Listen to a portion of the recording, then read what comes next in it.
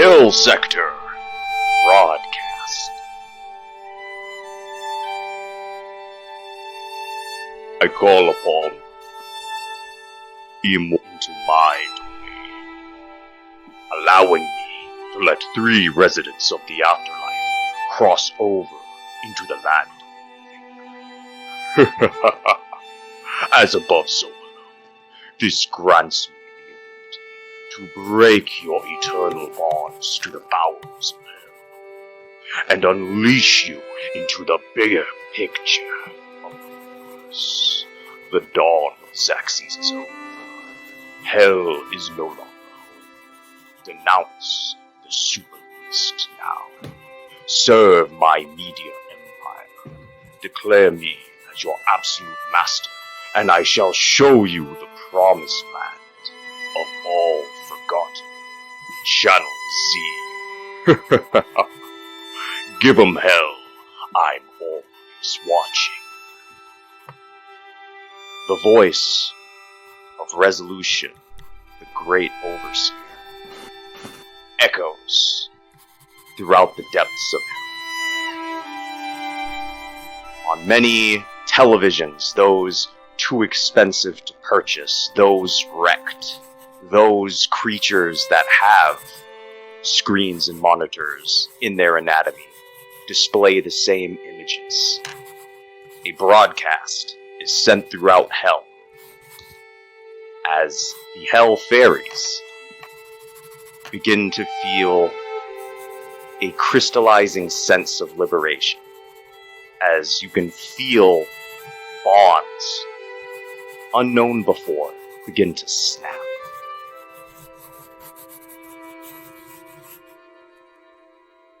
So going to the hell fairies themselves, at this point, I would like each of you, whether you are all together doing your thing, feel free to introduce your character wherever you may be in hell, as this sense of liberation hits you. I always go first. That's what we're waiting for. Well, Siren gets released from hell, and she kind of has this crazy smile about her. I wouldn't equate her to Harley Quinn, but it's kind of like that. She's out to have a good time, so she crawls out of a sewer grate from the street and starts searching for some sort of debauchery, a nightclub, a trashy bar. Oh, not to interrupt, but we would go before that. So you're still in hell. Oh, okay. Your bonds are being broken. What is your reaction to the sense of liberation? You feel the sense you are no longer stuck in hell. You have spent your entire life in hell with very few ways to get out. You know, We're gonna maybe you've rewind had then. some outside experience. Okay. Siren's bonds are broken, and she feels partially some fear since she has spent her entire life in hell. And even though this is a terrible place, she's made some friends. But she's exhilarated to get out there, and she basically just wants to drag good souls down. She wants to utilize the 7 deadly sins and try to get more souls into hell eventually. Alright. With your motivation clear, you can see at the very, very top, as hell is very deep and with many layers, you can see a light shining through the top. The promised escape. You know you will not be cast down. You will not be opposed. There will not be armies ready to stop you. There will not be guardians ready to defend their ground. You seem to have safe passage, rising through each of the levels, as you may now make your journey. Your pilgrimage begins. Who would like to introduce themselves next? Mine is Pixie Mental. Ha ha ha ha! I am mad. We're all mad. I am free from the ties of their minds. They're minds that thought me into being. I will find them and we will live in chaos forever.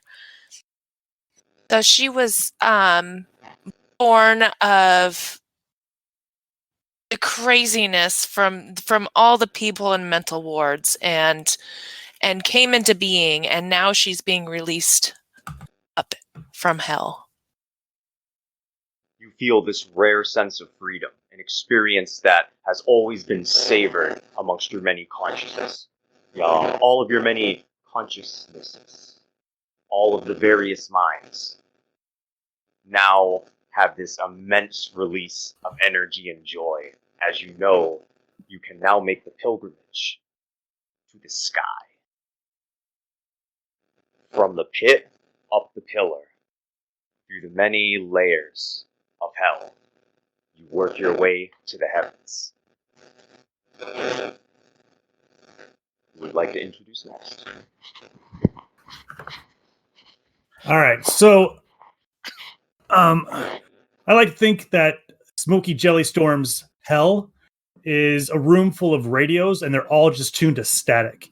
And he is inside that static, and once he's released, his body comes out of the radios and forms into this really small little man with gray hair, smoking a stogie, wearing an all-gray suit. Ah! Looks like it's time to go tackle television. All right. Tackle radio. Now it's time to tackle TV. You see the dazzling lights of the sky. The limelight is on you. Gracie, I'm coming. I'm coming, Gracie. The sky shines bright, and you can feel that the show is about to begin. You are now about to make a pilgrimage that very few have ever made successfully. And you make it cleanly. My character is a Red Cap, a malevolent, murderous goblin.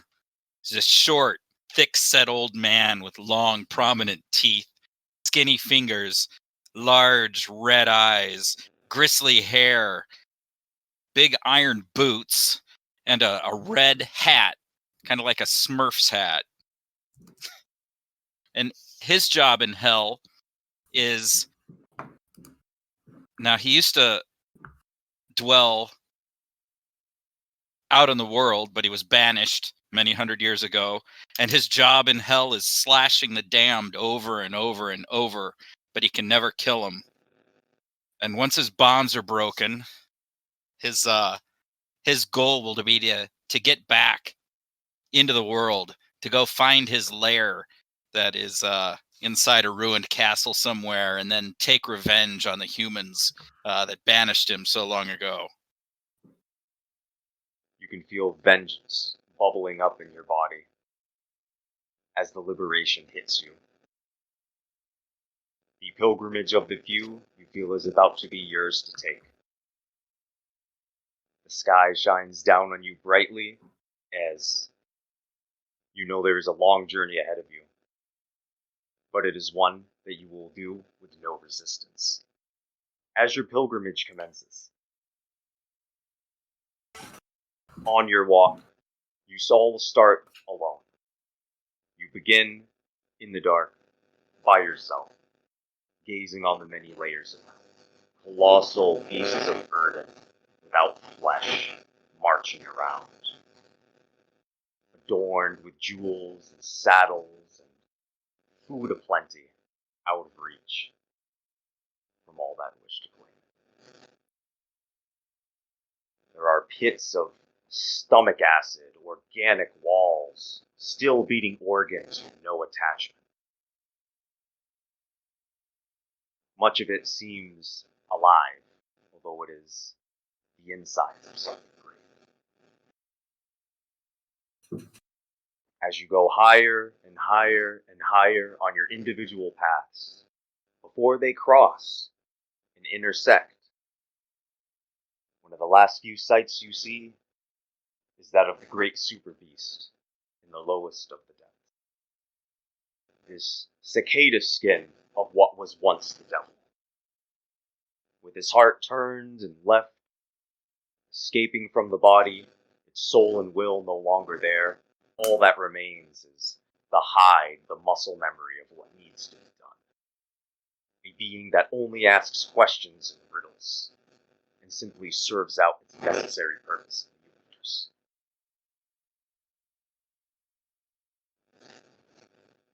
At this point, all of the paths cross. These 4 separate individuals, these hell fairies, are now meeting eye to eye, as you have been met with no resistance the entire time. Until now.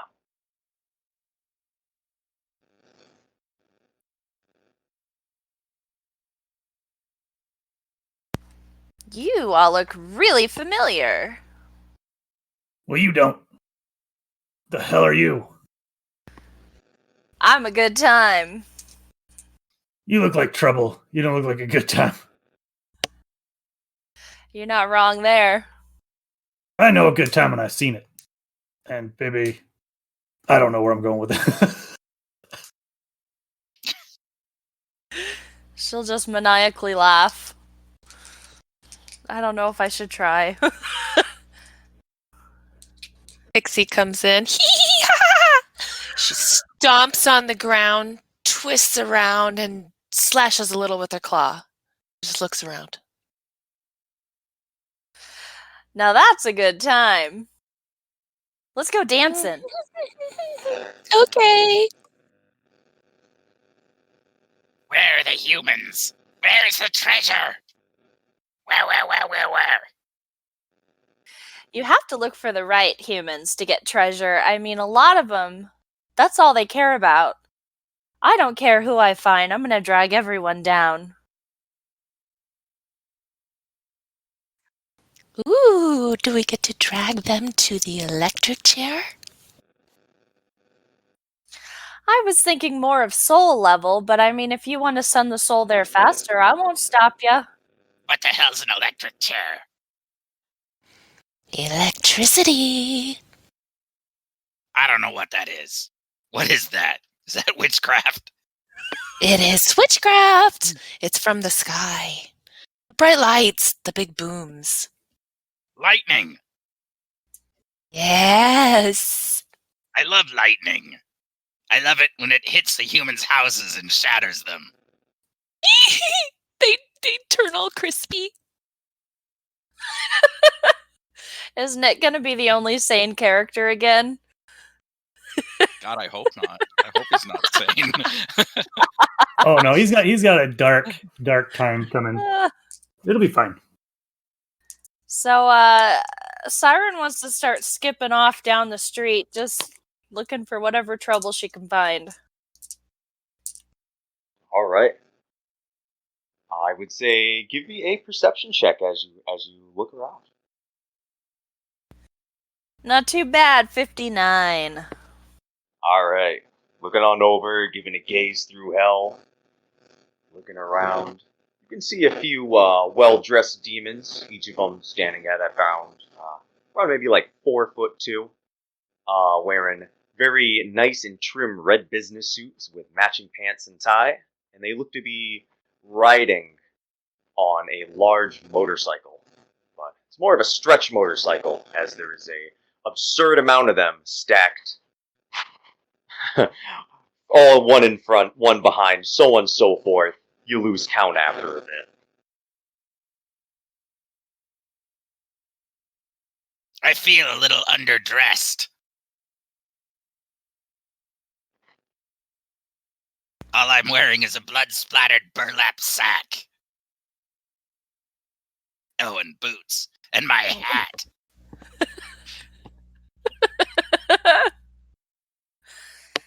I think you look great.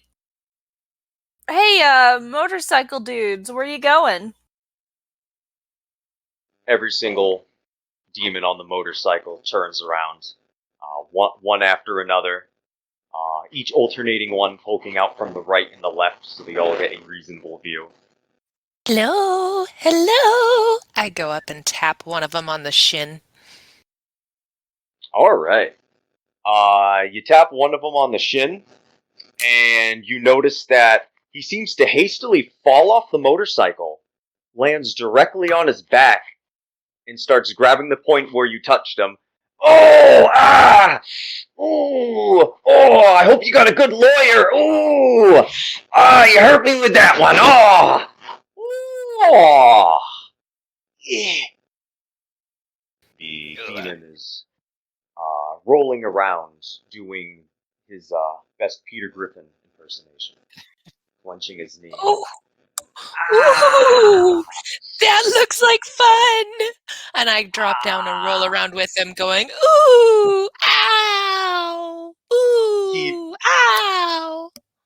Both of you back and forth, just kind of rolling around in pain, one form or another. He doesn't seem to let up. He's still like selling the injury. The other folks on the motorcycle hang back and take a peek. The demon on the front of the motorcycle gets off. He looks to be a little bit taller than the rest of them. He seems to have more horns, and he seems to have various jewels adorned around his forehead. After revving the motorcycle a few times, he turns it off and approaches the group. Oh, how's everyone doing over here? Is everyone doing alright? Is everyone doing okay? Looks like my friend's hurt. He's hurt. She looks hurt too. You guys out here hurting people in hell, huh? You don't think we got enough eternal suffering inside of us? You gotta dish out your own spaghetti all over the place. That's enough noodles. This stuff gets tangled. Not enough sauce in life for that, my friend. Well, what I was going to ask is, why would he try to screw her out of, money for pretending to be hurt? I mean, we just want to get to Earth and hurt them. No, Deep. I don't know. Like, Joey looks hurt. Joey looks hurt. He's rolling around. She looks hurt. We're riding on a long motorcycle over here. Long motorcycle. And we see this kind of stuff happen. Joey got... we should put them both out of their misery. Oh, Joey's good. Joey, you feeling better? I'm feeling alright. I feel a little better. Instantly after hearing that line, you see him kind of spring up. He's still grabbing his knee. But he looks like he's afraid of a countersuit. You can see that look in his eyes as he grabs his knee. No, he's just a little hurt. He's gonna come step on the bike. And, how about we roll out of your way? How about that? You see him kind of slowly start to, like, get back on the elongated vehicle, blocking the path as they, looks like they're getting ready to cruise on out. Where are you cruising to? Oh, just somewhere else. There's been a weird broadcast. We don't know who that was for. We're not trying to be out too late. Kind of implementing a curfew for me and the boys, so we don't see what's going on with that. Hell's been getting kind of weird, a little fishy lately. Things have been strange. The big red guy looks like a leather coat. Like, I don't know what happened to that guy. He's all, like, empty. It's just not the same. It's not the same hell, guys. Gets on his motorcycle, revs it up, gives a little bit of a hell salute, which is a combination of, like, kind of the up yours gesture with a middle finger, few salutes in there. Very military style. Very brief, multiple hand gestures before he hops on his motorcycle and does a little donut the best they can due to the length of this thing. I sign back in sign language, fuck off. Which I learned the other day. Toodaloo, Joey! Fuck off. Joey gives a big old shit-eating grin, knowing what he was doing. You see his hand come off his knee, as if he fooled you when he obviously didn't. Bye-bye. He gives a giggle as he almost falls off the back of the bike when they hit a bump. Well, that was a torrid love affair, Pixie. Oh, you Ooh, bet that it was is. fun. That's too bad. Hey, let's check out this little empty thing over here. There was like an empty Satan body or something, right? All the way down in the deepest depths of hell. Oh, we I already I'll don't let left you know. that. get a. You have a Pixie. very good sight of it from the top. It's something that's very easy to see from the top, but he seems as though he's a husk. I don't know if we should fix him What because he we is. just got free. I mean, maybe we got free because he's an empty husk, and if we fix him, he might put us back. Yeah, that's Okay. the wrong way. You can hear the echoes of the great super beast down below as it asks questions. You can't make out what it is, but from the inflection of the voice, you can tell that it's questions upon questions upon questions. Barely recognizing really what he is or what he's supposed to do. Entirely fueled by instinct and muscle memory, and that's all he is. Just nervous twitches of what once existed. Now, you see yourselves about to break through to the other side. You see the bright light, the promised lands, what all of you have clawed for, what many other denizens of this place have strived to break through, and it is 2 feet in front of you. I Above start you more so. I'm running. gonna start grabbing people and stepping on their heads like a drowning person trying to get above All right. water. When you get right up in there, you can see a few of these demons, creatures, undead, those cursed, heroes locked away here by some kind of a villain. And you see a few of them just about to cross over in there as they get pulled back by the long arm of some kind of creature in a crack of a rock.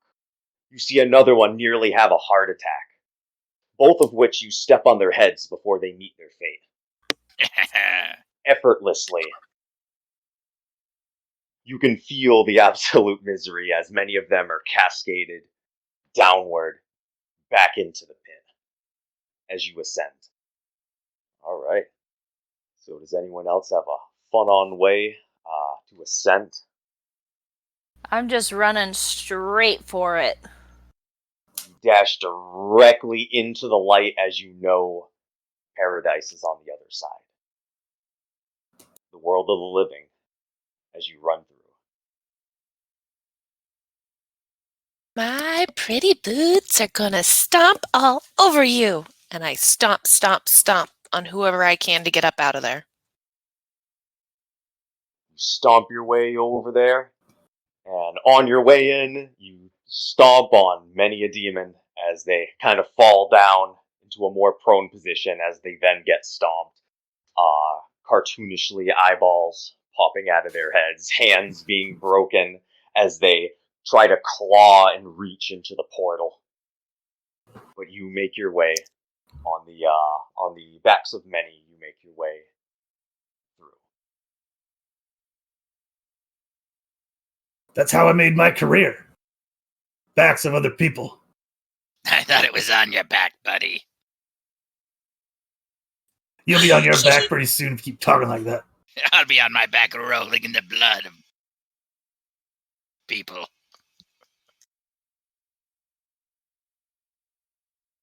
All right, so we can bring everyone on through as there's no longer any opposition. All have been completely crushed. They were not destined or given favor to cross over, so they are punished. But all of you ascend through the portal. Make it a sewer grate. It has to be. It has to be a manhole cover. That's my dream. Oh, you like manholes, do ya? I like to crawl out of them. You can feel yourselves being thrust through the cosmos in these weird in-between realms. Or you abruptly land with a thud into the land of the living. You feel as though you were in a shallow sewer as there's a large grate above your head. Oh, this place is perfect. It's perfect. All of In a you grate? snugly, perfectly fit. Let's go. Let's go find some debauchery. This will make a splendid lair. Ooh, okay. You can keep it. It's mine. Mushroom head, you can have it.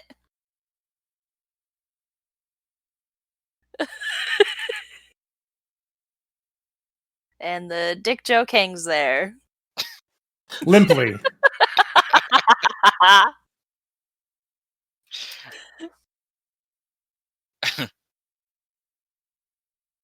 I will scramble for the ladder in the manhole to be the first one to emerge.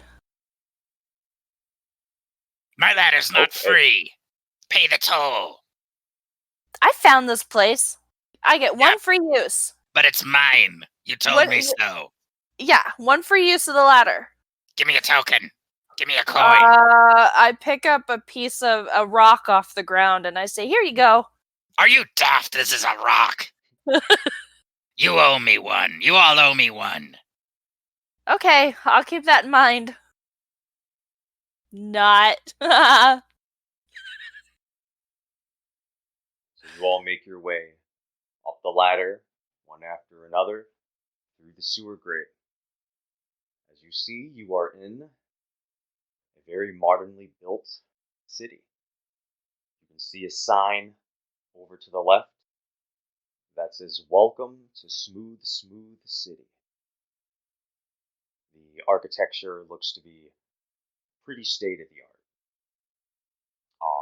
There seems to be some areas that are in disrepair, but aside from that, it looks pretty all right. Guys, leave the cover open. It's dangerous. The fuck we will. People might go into my lair. People might fall in your lair, and you'll have an injured person down there. It's to only practice fun your when I'm in torture there. on. You'll come back to a pile. A pile of... Bananas. Bananas. We need to put banana peels there. They will fall in. I wondered where you were going with that. Hee hee. Where to? You're in the middle of a city. You can't really make out any people. Without any perception check, I will say you all see there is a large area that seems to be kind of wrecked, being repaired. It looks like it was heavily damaged from some kind of a conflict. The other ruins. portion of the city looks real nice, state of the art, perfectly built. While there is a third area of the city that you can't really tell what it is because it's far away and downhill. But that is what you can tell.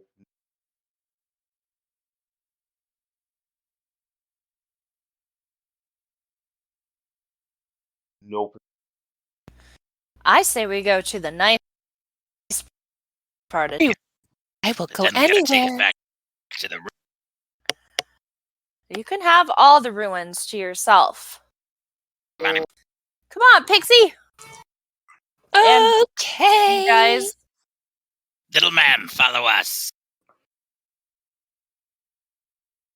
I go to the street corner and wave down a car. I'm just like waiting. Like All right. I don't walk. I ride. After Ooh, giving a la bit of a wave, da. you notice that a cab stops, and inside looks to be some kind of an armored alien that barely fits inside of this cab. You can't make out what he is exactly, just from pulling up on the side.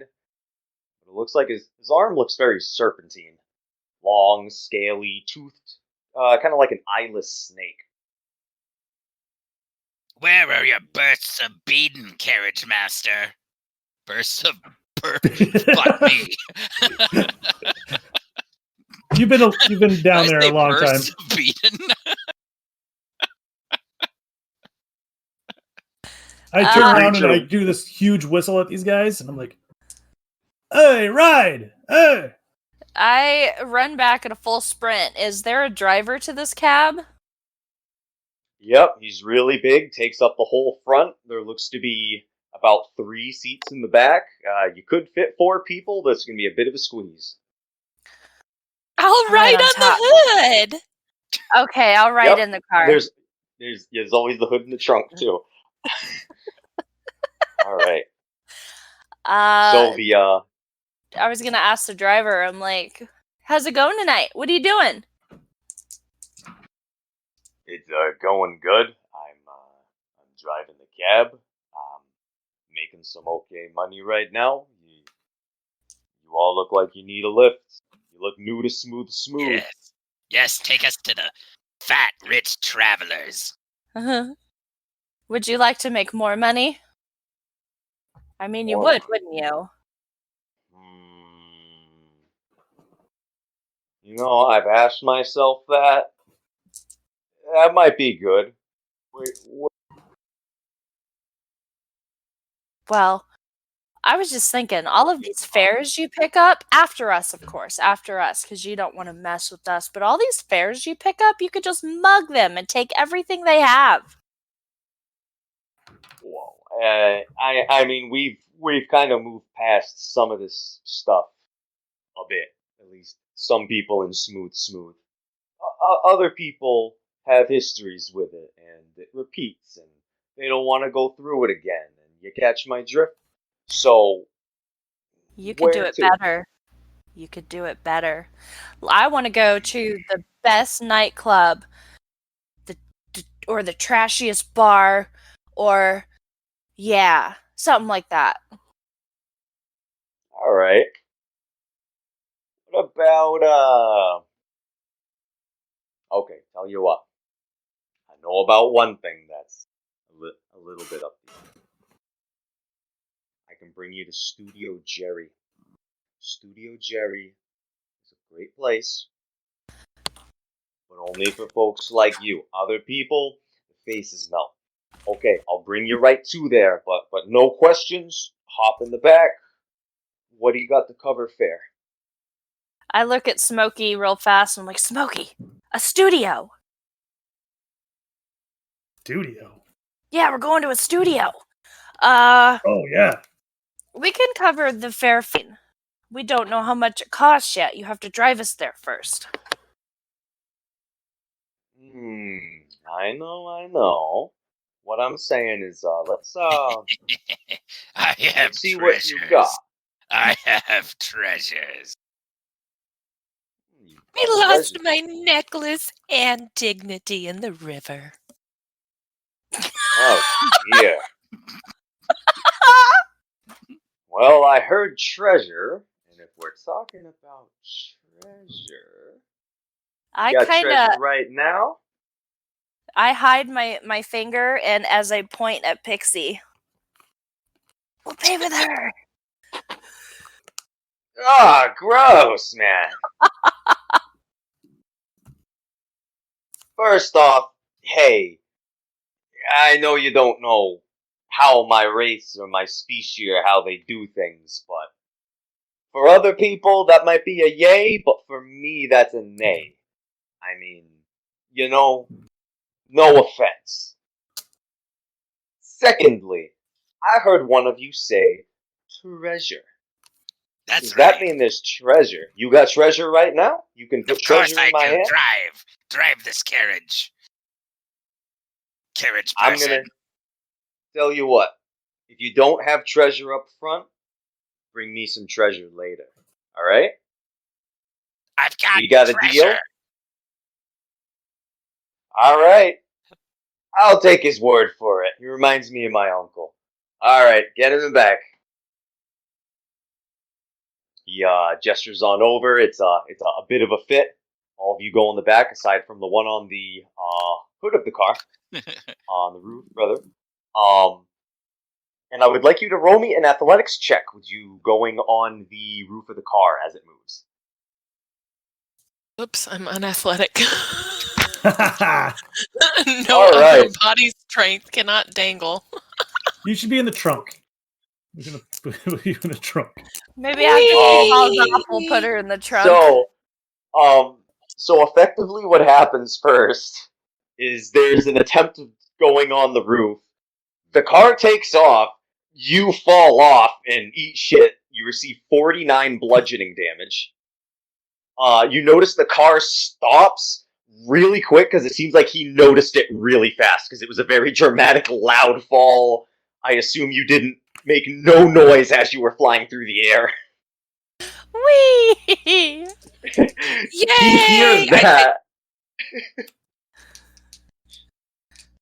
I jump up. Yay! I'm taking a poop. I start Slams laughing on the ground. maniacally. Slapping The the guy's car backs up slowly. Can I get in the trunk? Alright. Yeah. He pops the Okay. trunk and it looks like you can fit in there. He gets you in the Thank trunk you. and you're welcome. You see him close the trunk as gently as he can, not to try to create any more of a disruption.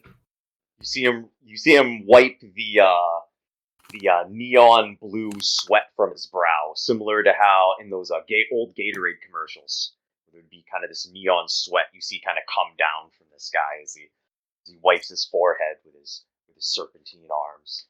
I holler through the back seat. Hey, Pixie, is it like home back there? Yeah, it smells just right too. Does it smell like bodies? It smells vaguely Smells- of mothballs. Yes. Smells like home. The driver gets ready to take off.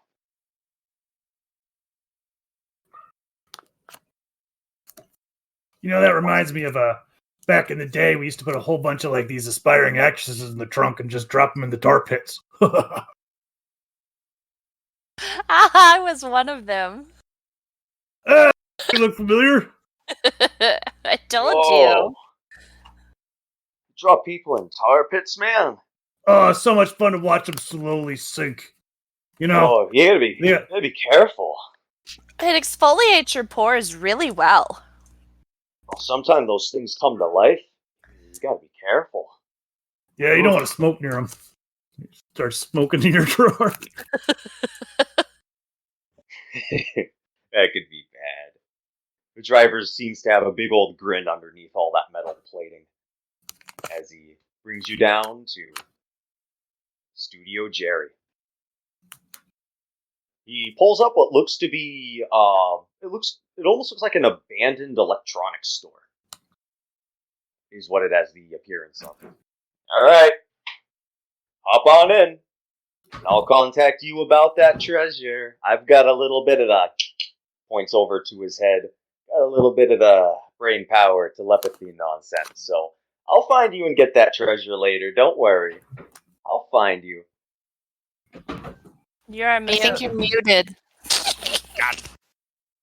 I have your payment, ferryman. Oh, I'm where's gonna the payment? Approach the driver's side window, and I'm gonna pull a tiny little pouch out from under my belt. I'm gonna open it real close to my eye and peering into it, making sure nobody else can see. And I'm gonna reach my hand in it, and it's gonna go in farther than it looks like it should. And then I'm gonna pull something out, hiding it in my hands. I'm gonna look at it, and then look at the driver, and then look at it and look at the driver, and then take it and break it in half. It was an old decayed finger, and I'm going to put one half back in my pouch, and I'm going to give the other half to the driver. There. That used to be part of a lord, a fancy lord. Squinting and looking at the finger. It's aged and smoked. Well, it has value to you, and I'm sure there's some sucker that'll pay even more for it. He ends up grabbing the finger, puts it down in his pocket. Alright. You all be safe now. He kinda just, Toodaloo. don't fall off any more cars now. Gotta be That careful was with that. fun.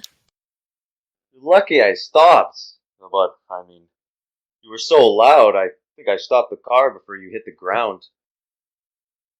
I don't know what that was. It was like a bird took you. Anyway. Well, have fun. He gives a little bit of a quick two-finger kind of salute off the head and cruises away.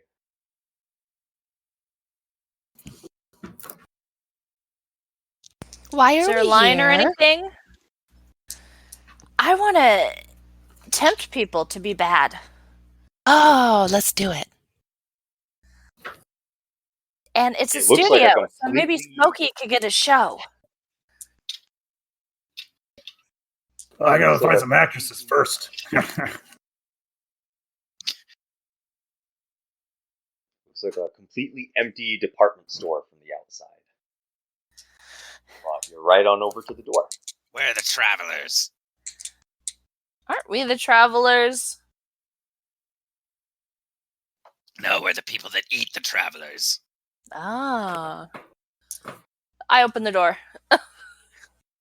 All right. You swing that door open, and instantly you see it is filled with people. There is all kinds of weird acts going on. It'd be very difficult to explain it all. And some of it maybe beyond certain cultural understandings. There is all kinds of stuff for the sake of art or pleasure going on inside of some of these strange kind of back alley doors. Can I roll perception to find the most depressed looking person in this room? You can. 60. All right. So looking around, everyone seems to be having a pretty good time. However, you do notice that there seems to be one person not really having a good time, or most likely not. You very quickly identify what you can only describe as a tricked out infant. An infant with a turret on its back, covered in armor, spikes, all the like. It looks like it's a mobile, and it is just covered with intense weaponry, and it just doesn't look happy. You just get an aura of depression off this thing. I put my fingers together, Mr. Burns style. Excellent. And I head towards the baby. All right. Hi, baby. This completely armored thing, you see roughly around where the head would be, sort of like peek up a little bit. As you can kind of tell, there's like eyes, kind of like sunken eyes in this like armored suit.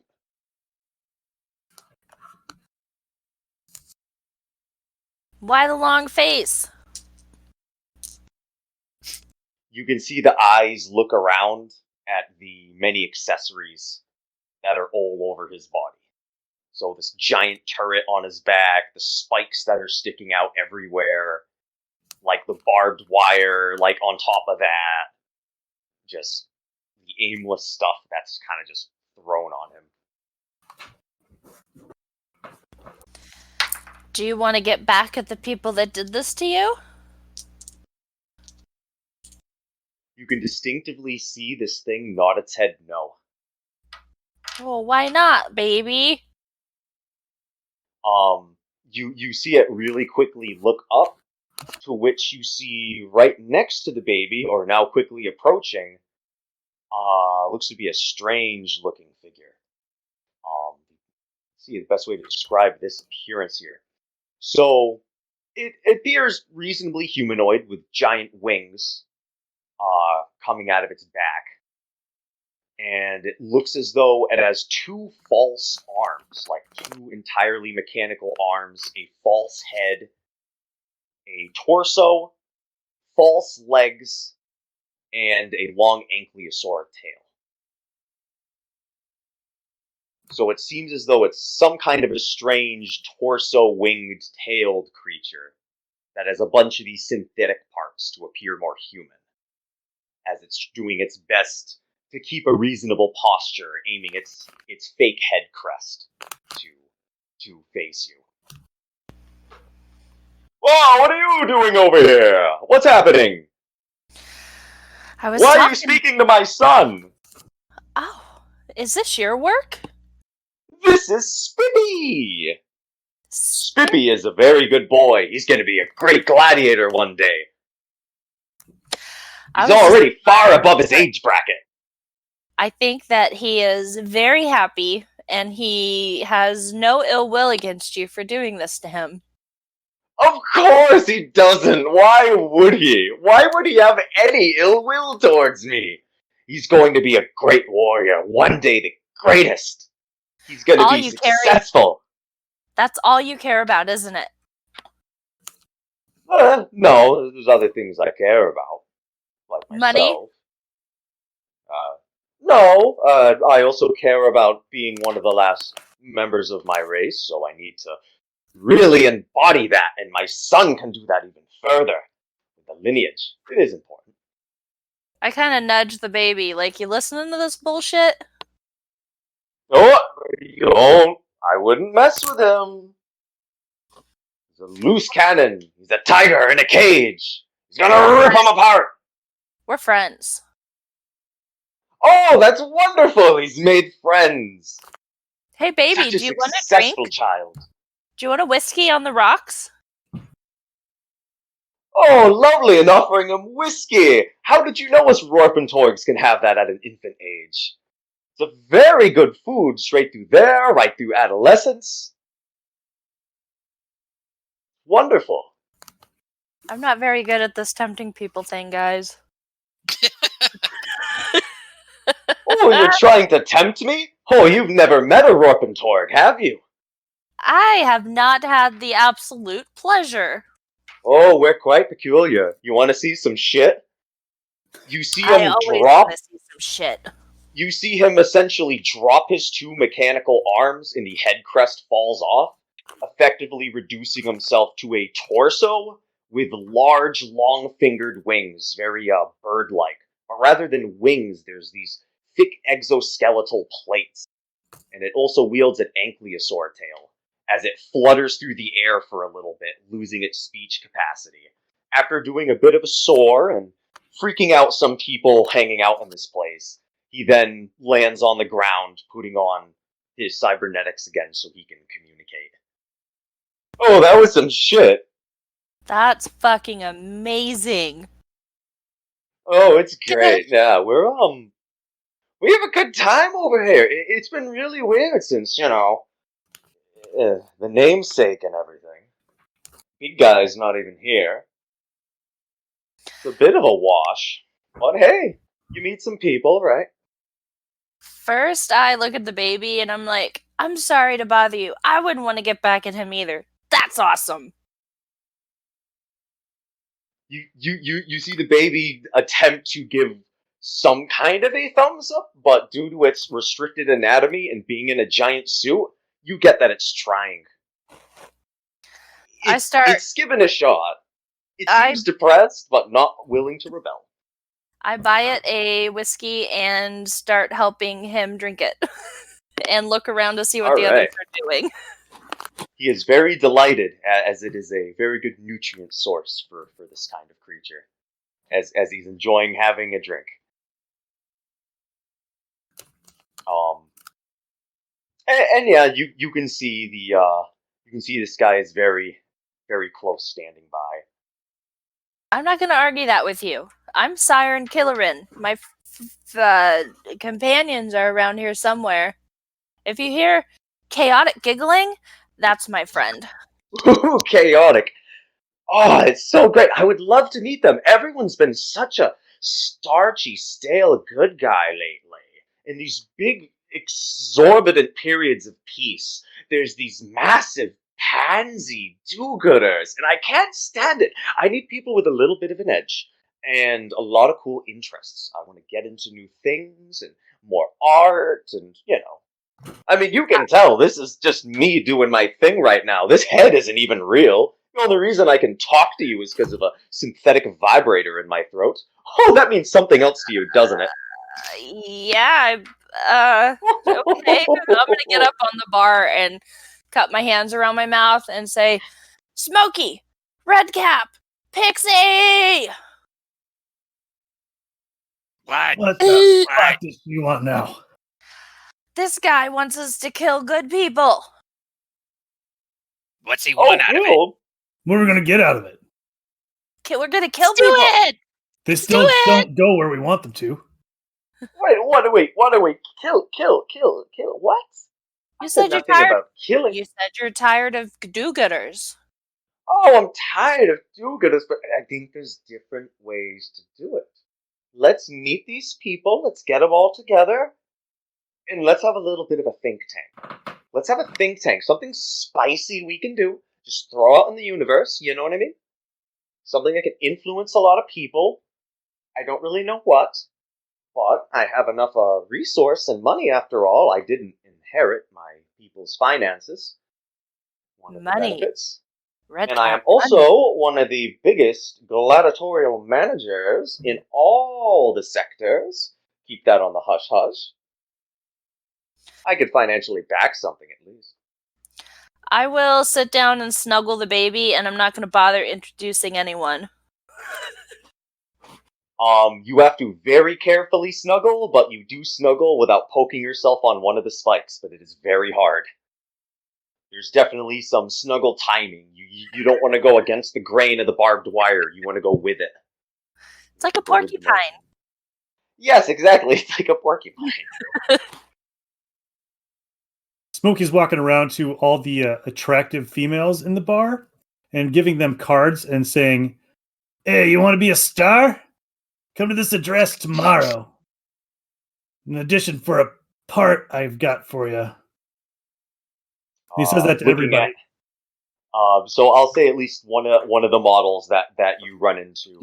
It looks as though she has some kind of a warhead launcher built into her arm. She's not really too armored, and looks as though some kind of futuristic humanoid offshoot.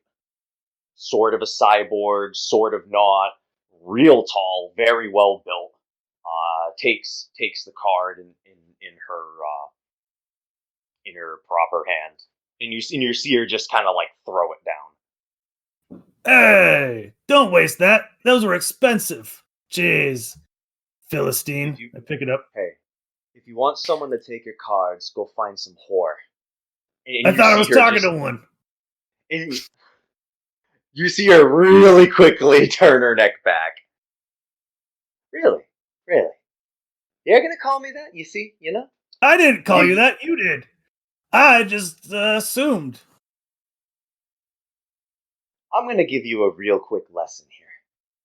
Be careful of the people you talk to, especially in this place, especially to me. I am Polaroid, the war model. I fought out in times of war, not this gladiatorial stuff. Complete, unrestricted combat.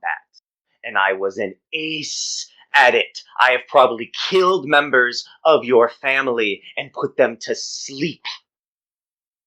Now, find someone else to give that card to and give a nice little whore a great opportunity, because I'm not that. Yeah, it's too good Second for you off- anyway. I light my Oh, cigar. yes.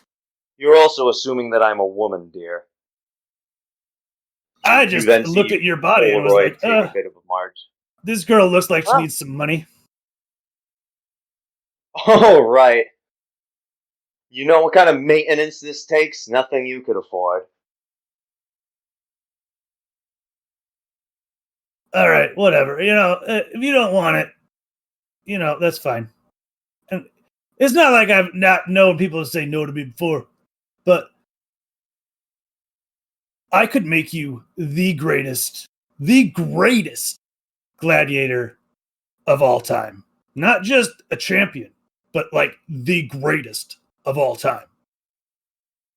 She continues her march away, and just kind of like gesturing away with her hand.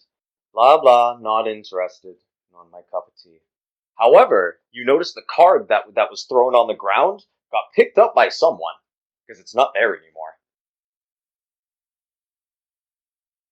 So during the little conversation exchange, someone got your card. Cool.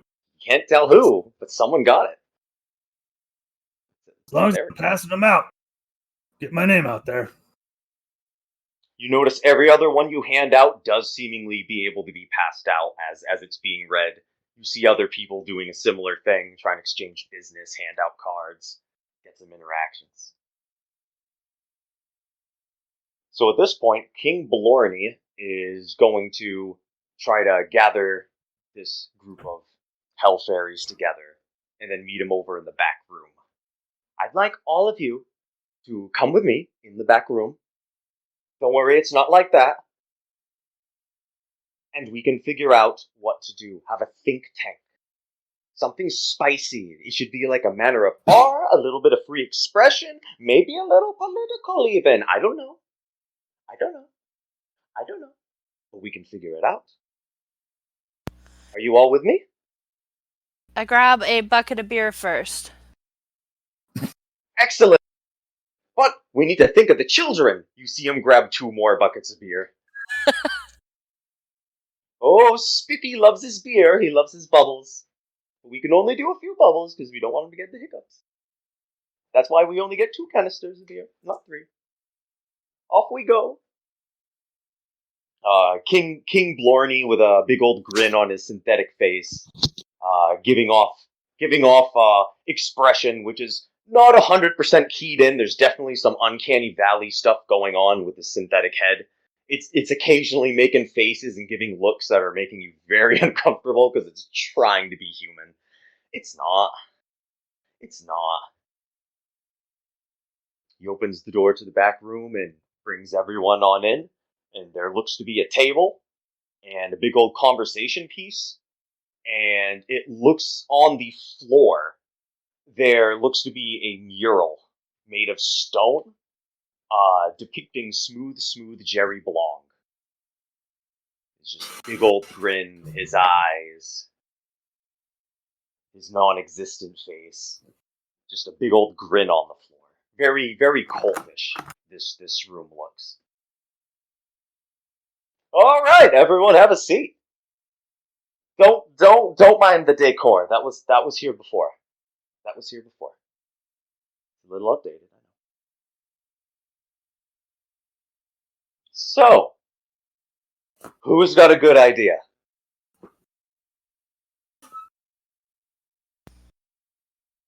Smokey does. Do I? Yeah. Smokey. I say we So, take Mr. over Smokey. What are we taking over? reality television. Numbs Reality the masses. We can subvert them to our side. It'd be great. Make them so dumb that they'll listen to anything we say. That actually covers all of our bases. You get what you want. Redcap gets treasure and money. Pixie gets to make people insane. Pixie's the host. Oh. I think Pixie should be. I think she'd be a great host. Okay. Don't eat too much cheese, it clogs your butt. That's the name of the show. Get to tempt people to do bad things. Yeah, you're a program director. Yeah. You got to figure out what these people are going to do. And I get to cut people over and over and over. Yeah, if they get kicked off. Whee! That sounds like so much Behind the fun. And if you like to do a lot of cuts, maybe you can be the editor. You can do cuts and cuts over and over and over. But then real ones too, because, just the nature of the universe. Gotta be careful. Maybe you could fuse the film with their skin and turn them into walking reality TV shows. I like that idea. I don't know how we could do this. It's metaphorical. You begin to see him ponder. Oh, sorry. Just got a little morbid there. The energy of this room, it's nice and isolated, and I like that the sound is down. But I'm pretty sure Jerry Blong can literally see everything we're doing right now. Somewhere across the stars in his own little darkened corner of the universe, looking Who's off at the Jerry? window, gazing down at us. He was a very bad guy who did some very bad things for a very long amount of time, and I was like a little bit acquainted with him, but I wasn't sure if I was his friend or if he's just some big mass manipulator guy. He was known as the apex social predator. He sounds amazing. Oh, he was quite a guy, but things got a little hairy, and many of these superpowered ultimate supervillains went off into the deepest depths of space, to which they're now waging endless war and conflict with each other. He was one of them. He was one of the best. He could have been the best. I hope he's still alive. I'd like to talk to him again. He was a strange guy, but a little wild for me. A little wild for me. A little wild. But the reality TV show idea. This is excellent. This is something we can work with. This is doable. I have the finances. And you know what? Really quick, I'm going to pop out. Give me 1 second. You see him run out of the room with Spiffy under his arm. And you can tell that he's going out to talk to some more people. And you see him begin to bring in some more of these strange looking creatures and beings from across the stars, begin like funneling in. Oh, here's a few friends, just a few. There's a few I got. So here's the thing. There's some spicy people just in this room. If we set things up right, why don't we do this thing? Hang on, I could get the studio. So, come to think of it, when do you want to start filming? Are we doing this now? So spur of the moment. Right now? I Right elbow now? Smokey and I say, make sure they know it's your idea. You're in charge. Yeah. Make sure they know. Oh, they'll know.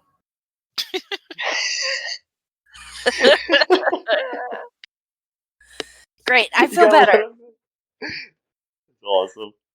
All right, so Smokey's gonna be sitting in his corner, just giving off his energy. Every like bit of line with a heavy amount of weight is gonna turn the heads of the groups. All right, so now that we have this good old think tank going, and we got everyone all set for some filming, why don't we start doing it? We could go out on the field. We could film in Smooth City. We could film on other locations. I got the money. Where to first? And I got the brains. So Sorry, with those brains. I had to throw that Pet Shop Boys in there. You set me up too easy. What's the point of this show? What's the premise? I don't know. We could go Should we make ask the little psycho over there? bums fight. That's We been gather done. lots and lots of people, put them in a tiny room, and then we mow through them like a giant blender. Or we could just put a camera on them and see how long it takes them to turn Lord of the Flies. They Yeah, kill each other? That's no fun at all. a room Well, with you're no the- food for What are months. you, some sort of pacifist? You're the wild card, Redcap. You could go in there, every couple hours and just mow a couple down and then Every leave. couple hours? We have to keep everybody watching. I think we should get all the crazy people and stick them in the room with the baby. No way, crazy people are always poor. I think the baby will We be will fine. we'll give them weapons and they can play with the baby. Battle Royale style. So we want to get someone crazy? And a bunch of crazy people. Crazier. Craziest. Crazier than crazy. Oh boy. Got an idea. Insane. In a membrane. Well, I have a little bit of an idea. This might look foolish, but I think it's worth a shot. King Blarney is going to move the table, fully exposing Jerry Blong's face on the floor. Ew, what do you do with that? Well, I don't know. You're saying you want crazy, right? I got a feeling he might be able to see us in here. So why don't we give him a pitch? Is he looking up our skirt? I don't know if he's driven by primal desire. That's the weird part about him. He doesn't seem driven by those kinds of things, almost as if it's something grander beyond comprehension. So, Smokey, would you like to give the pitcher on the floor your elevator pitch? And if it's really some weird stuff, maybe he'll hear it? I think that's what we need for an outside influence in the show. Do that. Do it. All right, so the quick pitch, right? So we take these 10 people, 5 women, 5 men, Insane people. insane, crazy as fuck, right? And we throw them in a house. Wealthy. They're very wealthy. Yes, wealthy as and crazy as fuck, right? And we throw them in a house, and we tempt them with every known temptation known to man and alien, whatever. And we see how long it takes them before they sell their soul and give in to all their temptations. But we kill them way before that, right? No, you kill them afterwards. However you like. Redcap, we can go to like an orphanage or something and pick up a couple for you. Orphans are poor. We go to a public or a private school in Hollywood and we get some kids for you, okay? Kids are poor. Fine.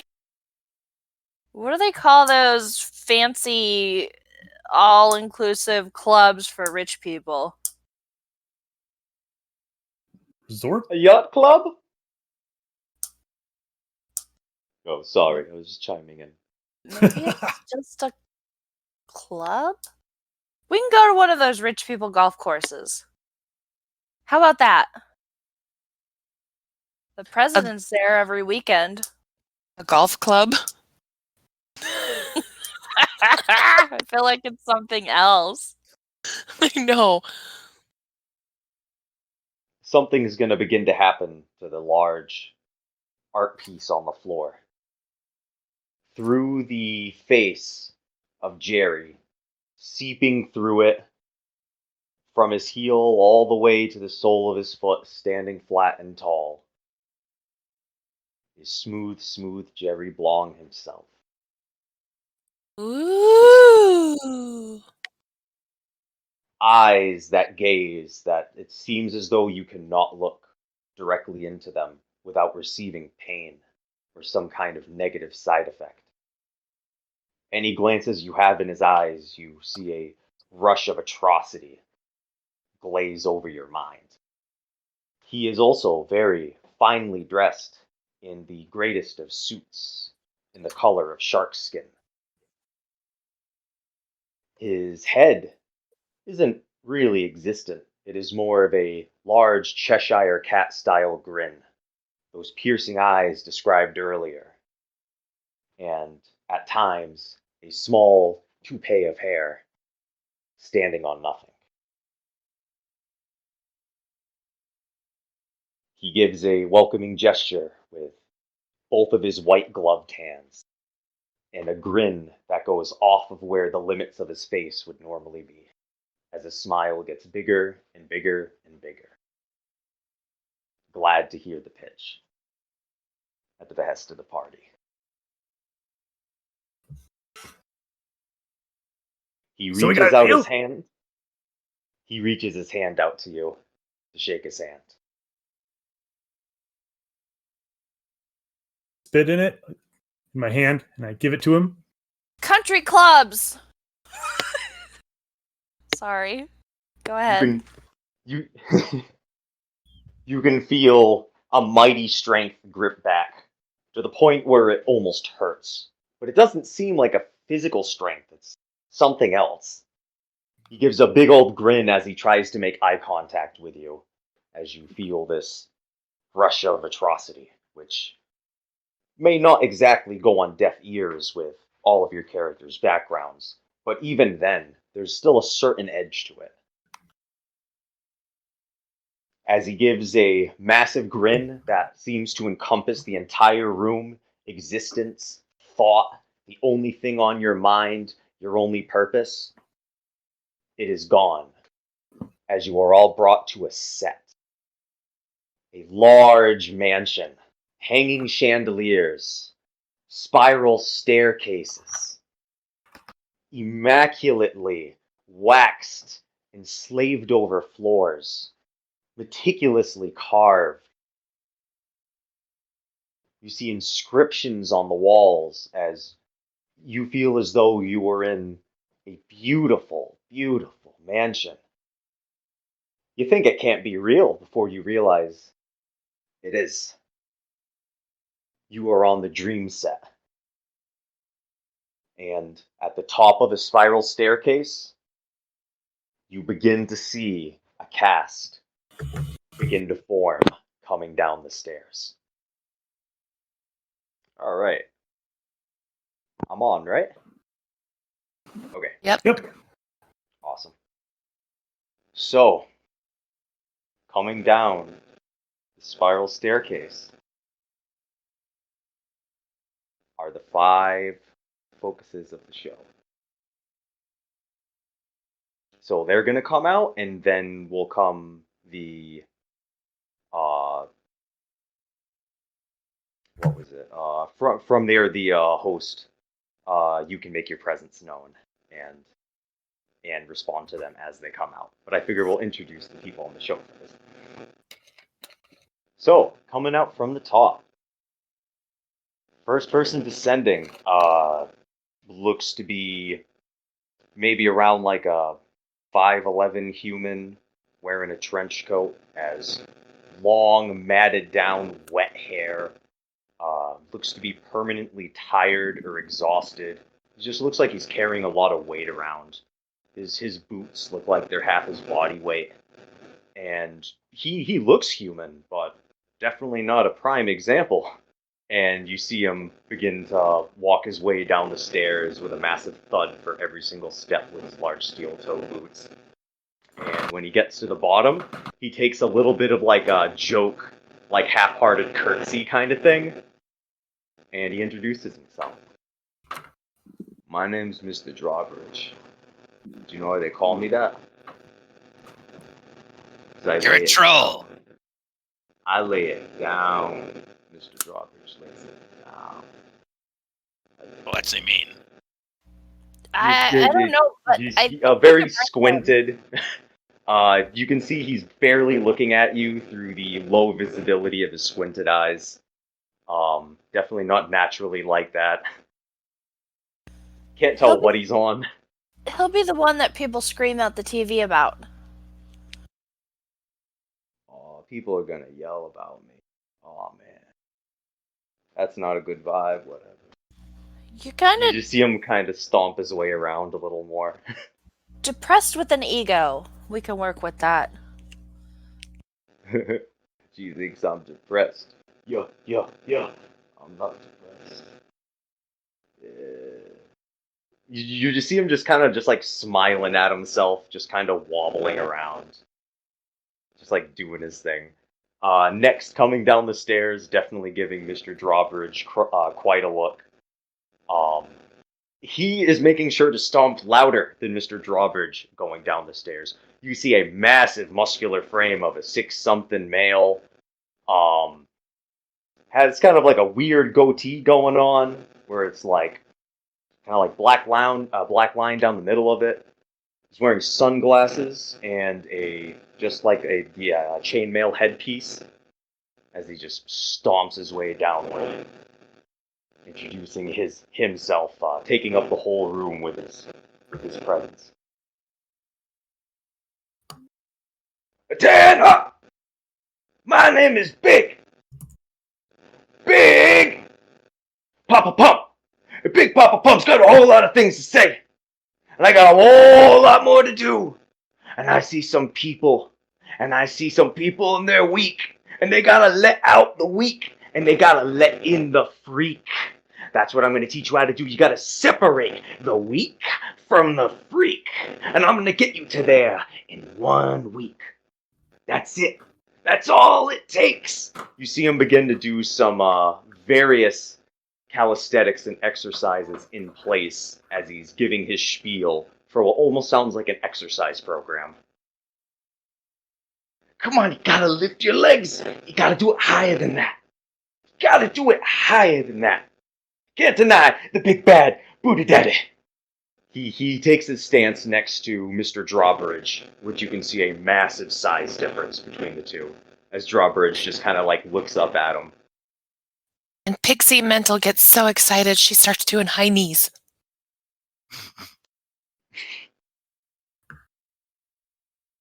Coming down the stairs, you just see a yelling caveman running down the stairs. Looks like it's not necessarily a human caveman, but some kind of equivalent to an alien species. The proportions are way off. Seems to have little like antennas coming out of his head as well. Fewer digits, things like that. And he is just stomping and storming down everywhere. And all he is doing is yelling and just like kind of making a mess. After a little bit, he just stands amongst the party.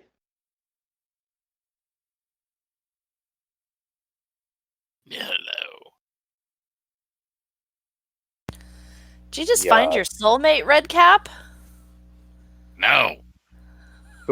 The strange old creature looks directly at you with its red eyes and says, "Yell!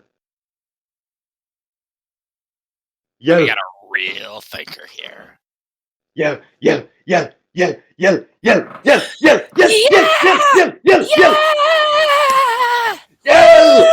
Yell! Woo! 1, 2, 3, yell! He just begins beating his chest and just going nuts. We asked for crazy.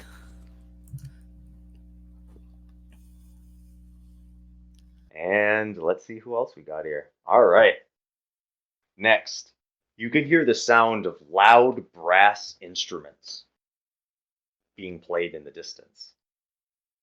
And it's going to get louder and louder and louder until a 4-legged brass being with crab claws and a tuba for a head is going to come stomping out down the stairs, playing various notes as he does so, standing amongst the group, and ejecting from his large instrument of a mouth, he expels, No one escapes brass tacks. Always kinds away, always does.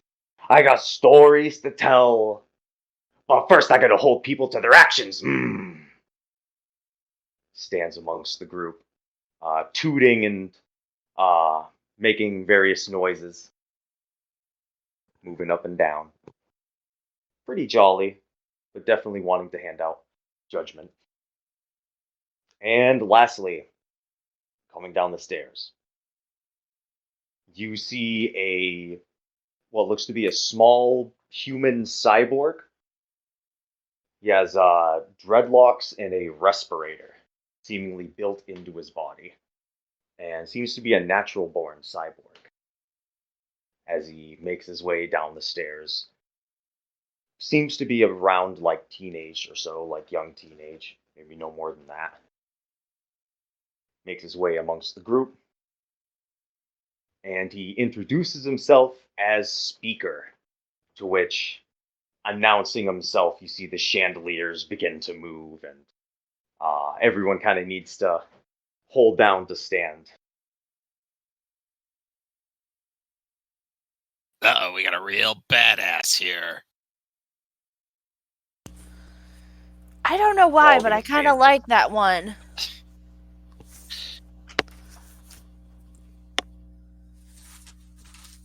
I think we could work with all of them. Who are you gonna kill All right. first? So what's going to happen is out is going to come King Blarney once more. Hi everyone. I just wanted to check something quick here. Who's the host again? Because I don't think I'm hosting. I'm just financing. And then you're directing. And then Jerry's offering. I assume this is his place. I mean, this doesn't look like a side getaway. I thought Pixie was hosting. Pixie, shall you take the role? Come on down. I suppose I can. What am I doing again? Well, you wanted to be the host, right? And the show needs a host, and we have 5 people, and they can do the thing. We have the visionaries. All you need to do is find a way to just move the action along and keep it interesting. We'll be sure to help you too. Okay. Well, welcome to our show, guys. What are we doing? Are we making them fight? I can't remember. Like, We're total gonna short-term put him in memory a loss. room with. What are we You doing? can hear King Blarney. You can hear King Blarney utter, "We can do it in post. Let's just get some stuff on film." Oh See my where god. that was.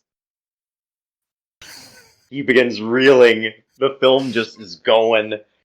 Yell is stomping around, doing his thing, getting impatient.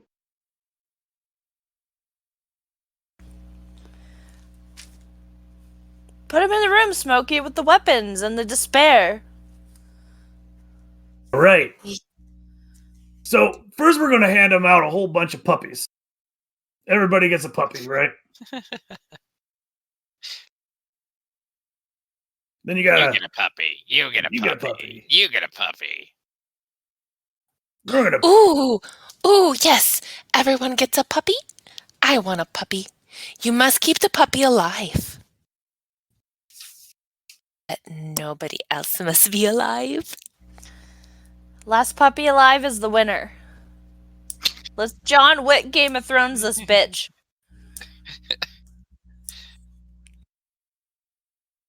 Behead them all. All right, let's start it. Hey, get inside the house. Go to the first room on the left. You'll know it because the smoke's coming out from under the door. Save the puppies. Go. Where are the innocent people to wax? Kill the puppies! Puppies have no money. Oh, I lost my No, phone. he didn't like us killing puppies. Flopped out. So I have a vision of this room. The floors starts to give away, and they have to fight to stay on one of them. Mm-hmm. And they have to give into their murderous side to escape the room with their dog. Okay. All right. So that's retracting floor. Yep. So that's what sin number thou shalt not kill. Should we just start with that one? Or just see like it. how I was many you can thinking- get through with. Yep. The gluttony, All right. envy, greed. I have whatever one the more other three question. are. Covet thy How- neighbor's wife.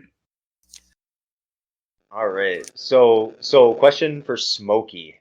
Size of the arena. Do you want it to be mercilessly small, or do you want it to have enough size for them to fit? This is just a Smokey decision, and then so when I simulate this, it can be real quick and I can figure it out. I think just enough room for them to be able to move around in, but not too much.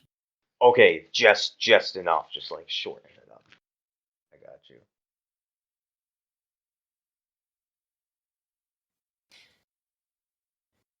And Smokey, That's did any of the not so nice girls get your card? Because we need to get some lust. yeah. We only got 5 dudes. Hey, where's the greedy one? You're the greedy one.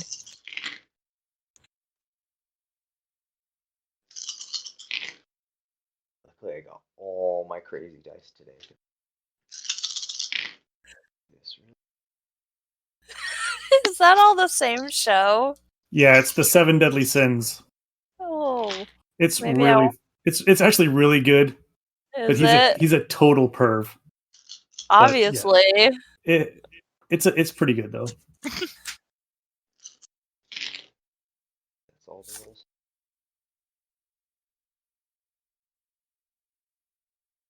All right. I think I simulated enough combat here. So this is a little brief lowdown of what goes down here. Yeah, they're all brought into a room. It is, let's see. Yeah, I believe that is 30 feet by 30 feet, and for 5 of them to go into. They are all brought out into this room. There is a retracting floor. Beneath, under where that retracting floor is, there is infinite darkness and falling. So effectively, an infinity damage hole. Something very difficult to get out of. And rules standing by the director. They also got to keep their puppy alive. So if they live and if their puppy's dead, that is a no go. Correct? That is a no go. Puppies must be kept during the duration of this contest. What if they steal someone else's puppy? That's like new territory. So I did rolls. I got the simulation here. I'm just gonna read this out. All right. So they are all the contestants make their way out with all the confidence, ready to go. It goes off. The retracting upon them instantly causes panic, and that gets grabbed by Big Papa Pump, and he just gets absolutely yell, just falling. Puppy in hands, just down into like a bottomless infinity pit before disintegrating into nothing. You can see a bit of a struggle from there as Big Papa Pump begins trying to wail on Brass Tacks. Brass Tacks has a lot of health, but you can see huge dents starting to amass within his structure. Brass Tacks, in response, does the best he can to try to let off these large reverberating sound waves, to which Big Papa does the best he can to take that damage but protect the puppy. You see that puppy's nice and safe as they kind of begin their back and forth. You can see Mr. Drawbridge kind of just like looking over the edge, just sort of like wandering around, looking at the whole thing that's happening. He's kind of just like petting the puppy, doing his thing as all this is going down. And from there, you can see Speaker looks to be in the corner strategizing, and he looks to be stalling out, preparing something. So then at this point, I will say the floor is more than halfway retracted. It is almost all the way down. Yeah. So, yeah, Big Papa Pump's doing the best he can. He's just trying to wrestle Brass Tacks, but he's so heavy. He's so dense. He can't really, like, get that lift on him. Just denting him over and over and over, taking the damage to save the puppy. It seems to be kind of like a repetitive confrontation between the two of them over there, as they're just, like, going back and forth and back and forth. next thing that is going here. Oh yeah, so we're gonna have. Yeah, so it seems like a lot of them are just gonna kind of stall out and just do their thing as the floor just keeps like going and going and going. So at this point, the floor is on its last legs before it fully retracts out. Brass Tacks and Big Papa Pump are still just like going back and forth, protecting that puppy. Brass Tacks has the puppy inside of one of the tuba structures that he's not attacking out of. just trying to keep him safe. You can see the floor keeps going and going and going, going. So at what point does the floor just retract all the way? When does the floor stop retracting? With the last one standing. So as of right now, there looks like Yell is down, but the other four are still on the platform as it's going down. I thought there was a stairway. Can any of them get to the stairway?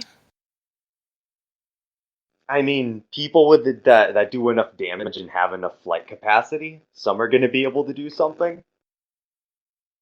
Because they're in like another room, effectively. Okay. So, And we're watching them on TV, or are we watching them live? I would say live because you were all there, and other people are watching this being like televised as like the floor is going out. Yell is gone. Yell is hard gone. So the floor is gonna go out. Brass Tacks and Big Papa Pump are gonna begin their fall. They're not gonna hit completely down yet, but they're gonna begin going down, just wailing on each other, continuing the assault. Mr. Drawbridge just has his arms crossed and he's just falling like downward, like into it, just like not caring at all. And Speaker is going to engage his flight and effectively just like be in the air, like, all right.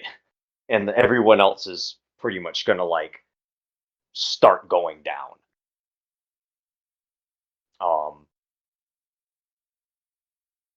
All right, so it's gonna appear as though at this point the only one you have standing is Speaker. Until pending.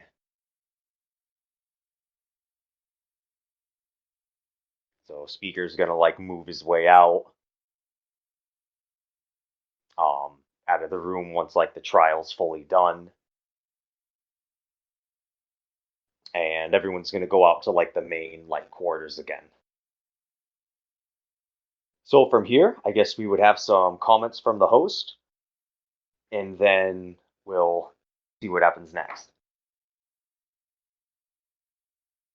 I'm not seeing many innocent people being killed.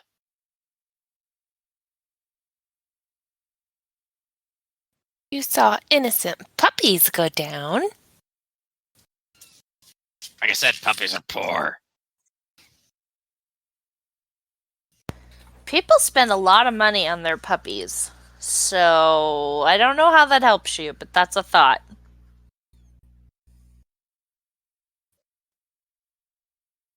Maybe Speaker's next time gonna we can be use bad merchants. Speaker's gonna be like ready to receive some kind of prize, just walking over to whoever he thinks is like ahead of things, just being like, all right, let's finish this. But then you're gonna notice appearing in the middle of the room, you are going to see two of the previous people appear. You see Mr. Drawbridge appear completely unscathed, and then you also see Brass Tacks before quickly realizing that Brass Tacks has been reduced to rubble, and that Big Papa Pump used his body as armor as he fell. And he just like kind of shakes his way out of like the rubbish of his body. That guy's crazy, man. That guy can come back from the dead, but I don't think he's coming back. He doesn't want any more of this. And I wore his skin. He didn't even have real skin, like a man. You gotta have this soft, squishy stuff to be all hardened. You gotta have it. You gotta have weak to be a freak. Every day. Drink orange juice. I like orange juice. Does your puppy like orange juice? Let's go have some orange juice.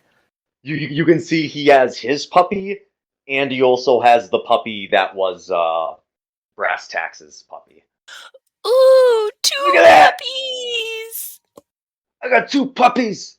I'm the big bad puppy daddy, and I got 2 pups under my arms. They're gonna grow up and kill each other. That's why I'm not gonna keep them. If I keep them, they're gonna turn into freaks. And puppies are pure creatures, and they should be left out of the hands like an animal like me. You see, a person like me can't own dogs, because they'll turn into bastards, they'll turn into warriors, they'll turn into stuff they're not supposed to be.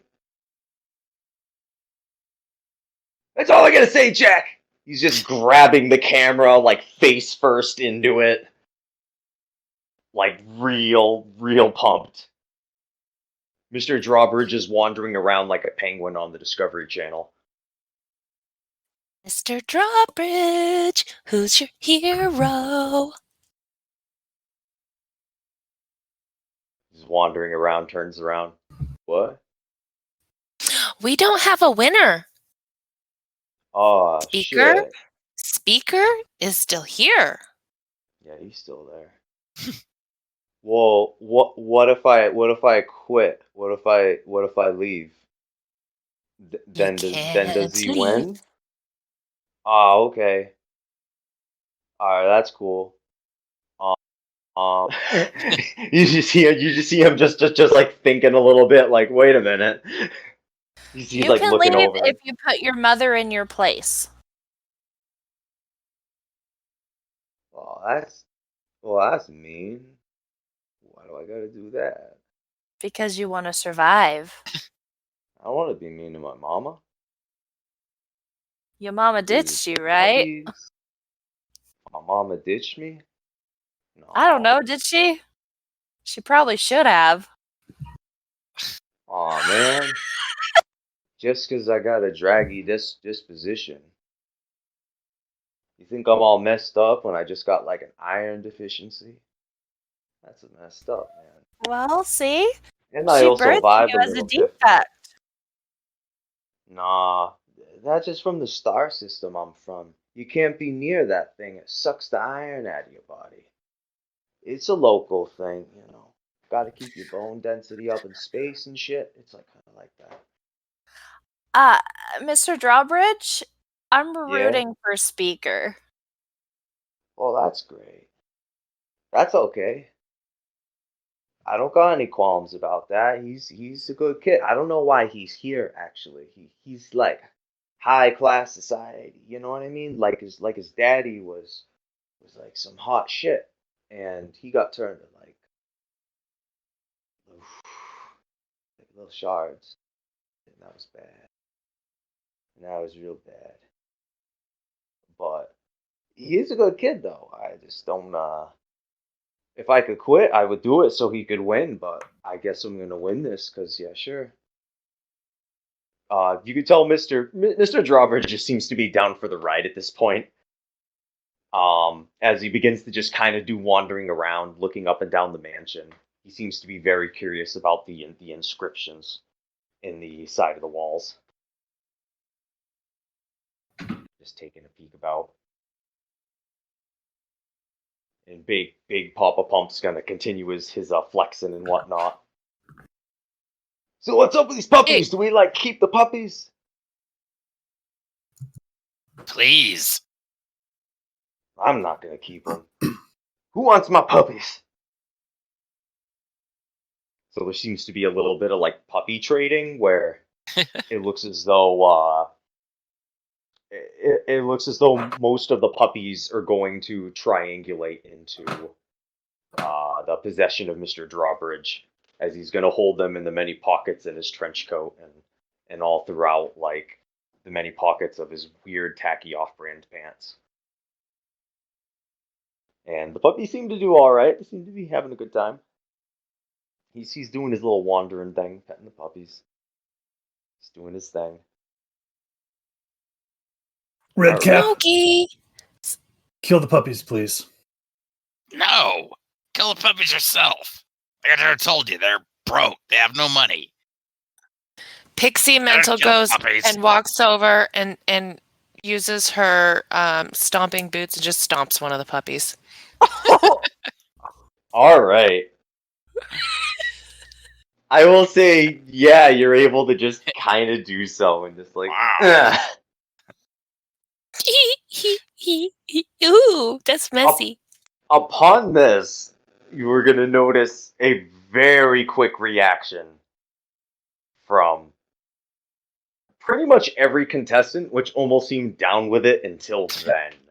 Until when it wasn't a game. Like, puppies were dying before, but it was like, oh, they were good enough at protecting their puppies, whatever morals of the characters. But at this point, all of them, for very different reasons, are like, all right, there wasn't even a game around that. And they're all just gonna kind of like jerk their heads back, looking at what you did. What? They told me to. What did you do?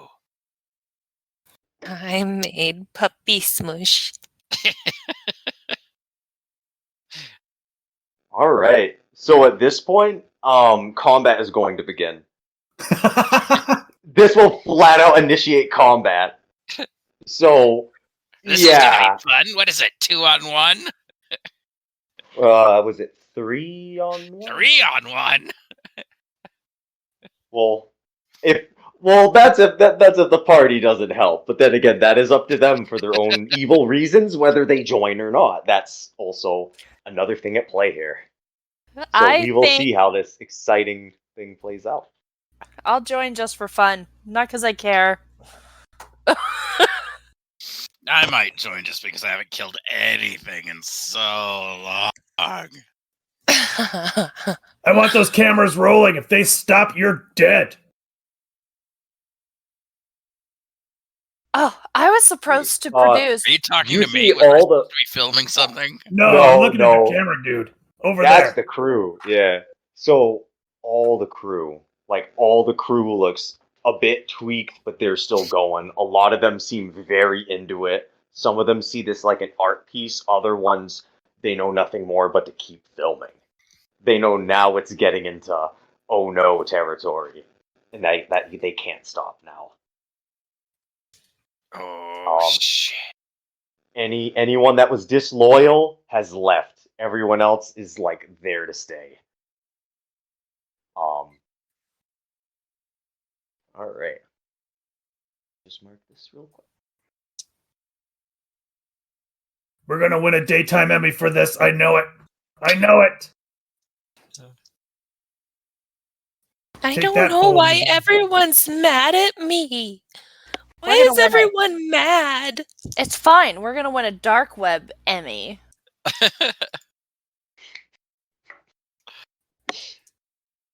All right. So, yeah, I would say players go. I don't think anyone has. Yeah. So, is the player's turn. So we've got Speaker Mm-hmm. and Drawbridge. Spreaker, Mr. Drawbridge, and Big Papa Papa. Pump.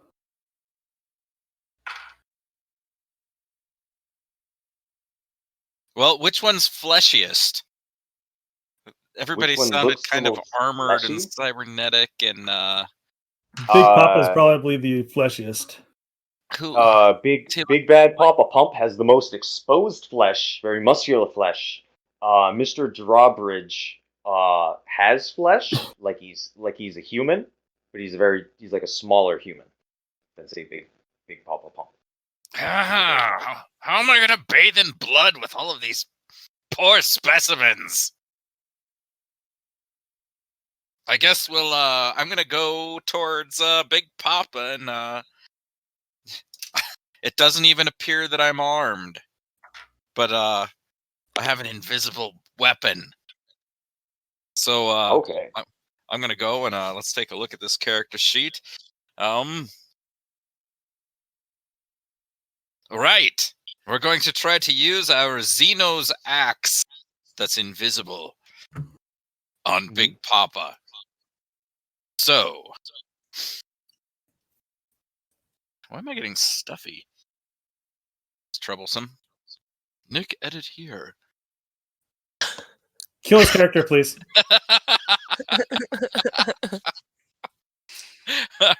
All right, let's take a swing. All right, so 66, and the evasion would be minus 25 for invisibility. So yeah, that's definitely gonna hit. Awesome. That will do half of his hit points. Mhm. And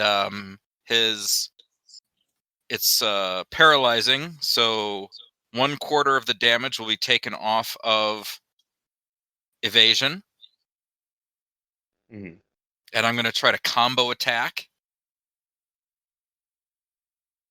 I got a 60, let's see, 62, 77, minus 10 for the combo attack, minus 25 evasion and whatever evasion he might have lost off of paralyzing. Mhm. And that'll do half of current hit points and reduce evasion by 1/4 of that amount. And then I'll try combo attack again. 76, 80, a 91 with all of those negatives to evasion for Mhm. half of current hit points.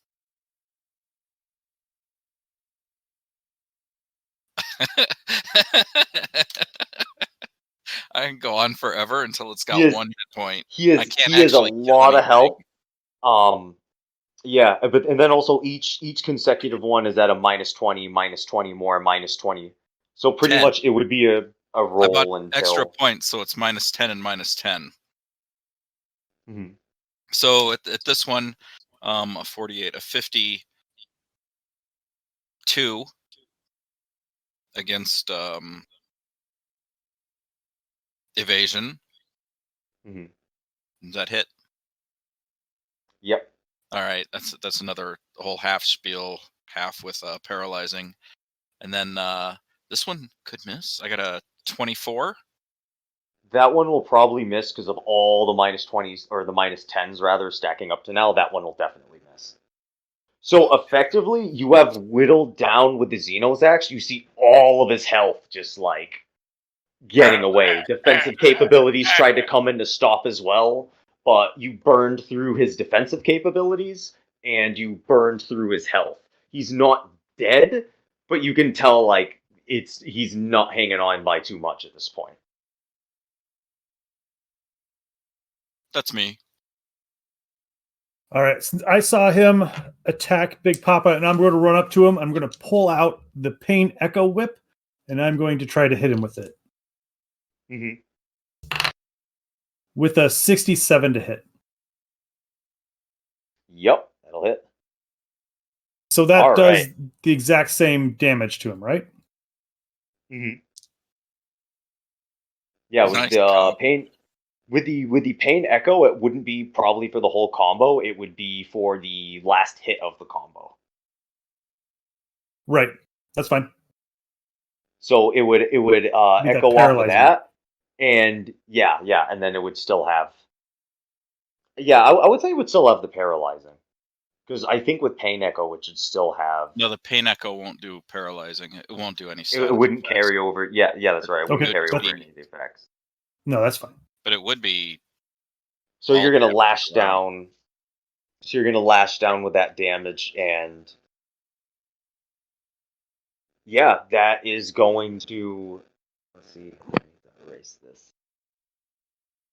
All right, you're gonna see Big Papa Pump just like go down, like just after getting like hard comboed by the team. He's done. He's dead. Looks that way. That's how we did it in vaudeville. I like your style. All right. Well, I'm gonna do like. How close is everybody? Pretty close. Yeah, everyone's real close, like gathering in that middle room to kind of present. So everyone's like really close right now. All right, I the next turn. Okay, I'm gonna wait on that. I really like my stomping boots today. I'm gonna go and stomp on Big Papa's head. All right. Did I roll my thing? Mhm. 57. Yeah, that'll work with him being completely prone, so that's definitely gonna hit. And you could roll for damage, but it's gonna be messy one way or another. Either way. Yeah. Um. Okay, Yeah, let's you're see. 96. Oh yeah, you're gonna see Pump completely go down. The small amulet that he had in his body gets crushed. Everything is just completely crungulated. He's dead as a doornail.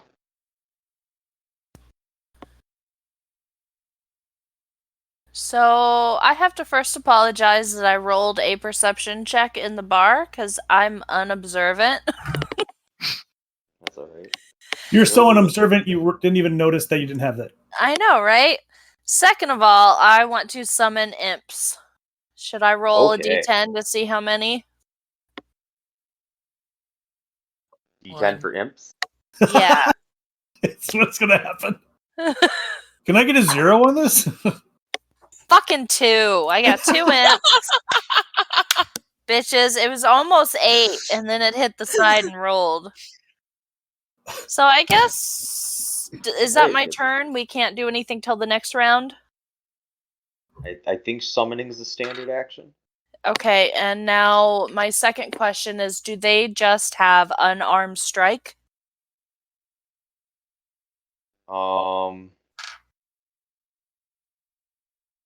So it says each imp has 40 believe so. HP, 20 evasion, Mhm. 6 speed, and 2 hands. Mm-hmm. But it doesn't say anything about attacking, so... Yeah, they would do.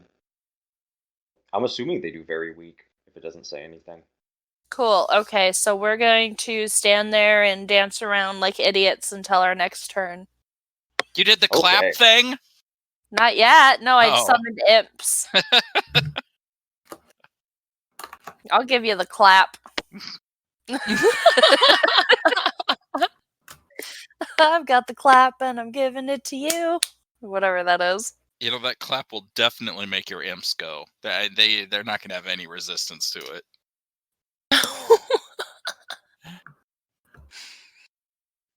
I can't wait So to flash has- mob, guys. How Has many imps everyone did you gone? create? 2 out of 10. 2? It was almost 8, but it hit the side of my dice box and flipped. Have you ever played Munchkin? Yeah, we played it together. Oh, you need a loaded dice card. Reroll.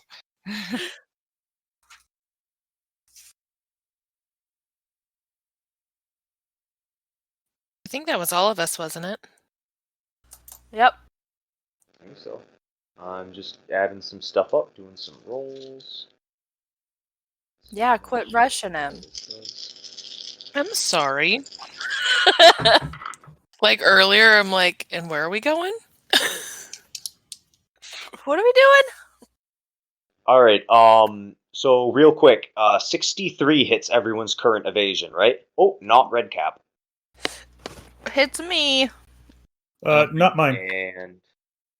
And not yours because you have Nope. 80. Yep. Okay. All right, and this one won't either. So those will do half. All right. So let's see what's gonna happen here.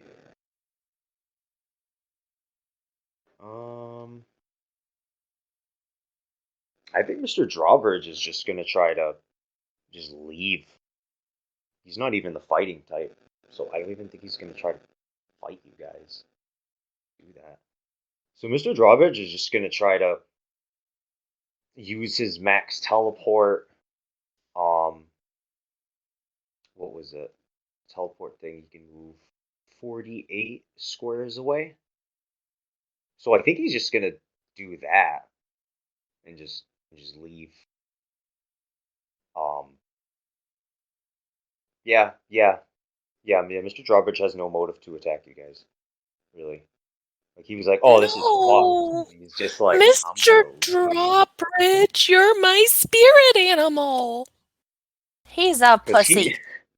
he did a similar thing before. I know he was in a confrontation before when there was a giant eldritch thing consuming a factory, and he's like, I could stay here and fight this thing with like this weaponry I got over this gauntlet, or I could just say fuck it because I'm not gonna be here all night.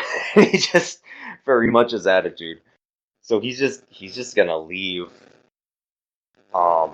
If any of you have really long distance things or means to chase him, go ahead.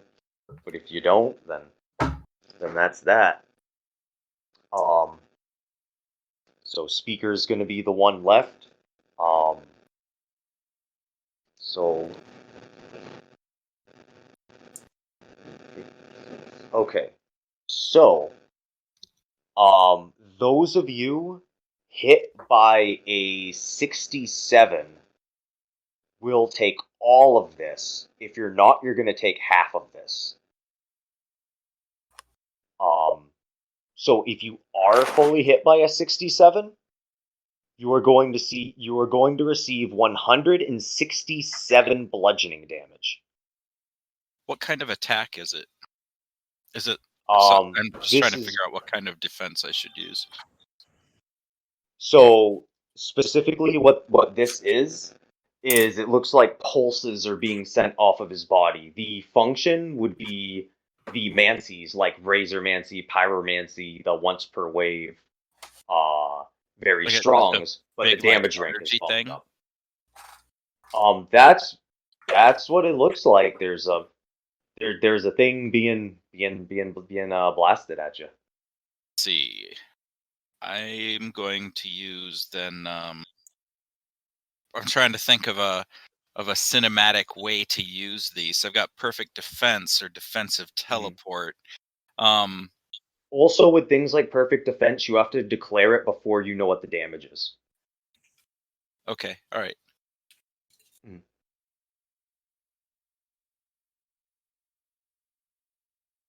So the other one you had is what? Defensive teleport. Yeah.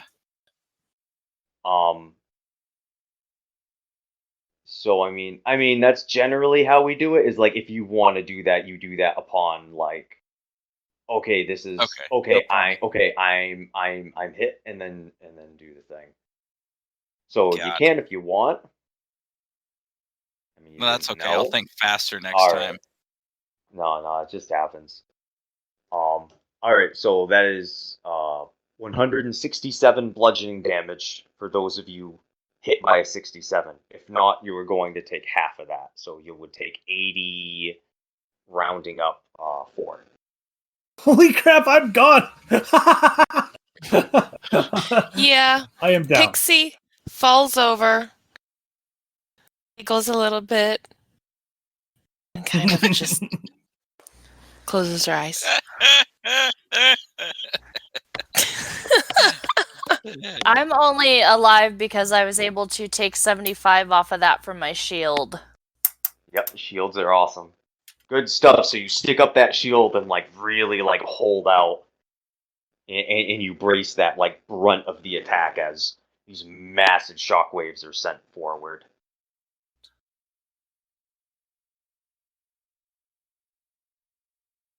All right. So that's what Smokey. So Smokey's down, and Redcap's down. No, I'm not. All right. Oh. Okay, you're not down. Nope. Who's? Oh. I'm sorry. Pixie was down, right? Yeah, okay. I'm dead. I'm just making sure. I'm just trying to keep track of like who's down, who's not. Okay, so Smokey's down, Pixie's down, Siren's up, Redcap's up. Okay, just making sure I have my pogs being reflective of what the situation is. All right. So after that abruptive attack, let's see here. So, do both of you seem like you are obviously continuing this confrontation Oh yeah. with your natures? I'm gonna back off because I was rooting for Speaker the whole time if he'll let me. So you look like you have genuine mercy. I wouldn't call it mercy, I'd call it self-preservation.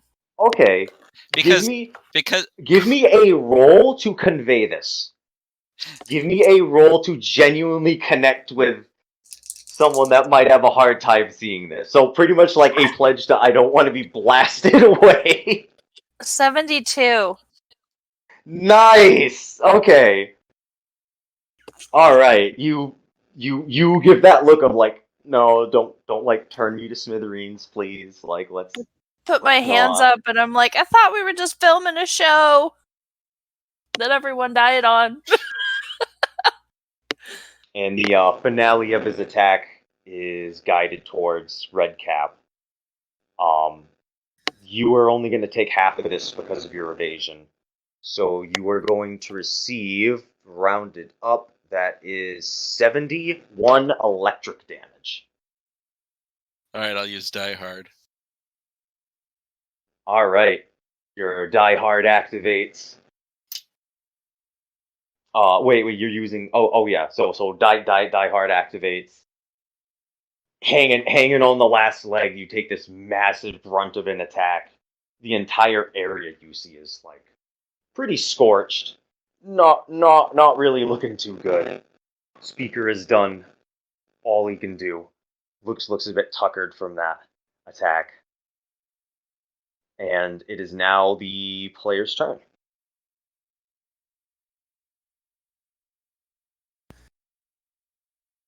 Shannon.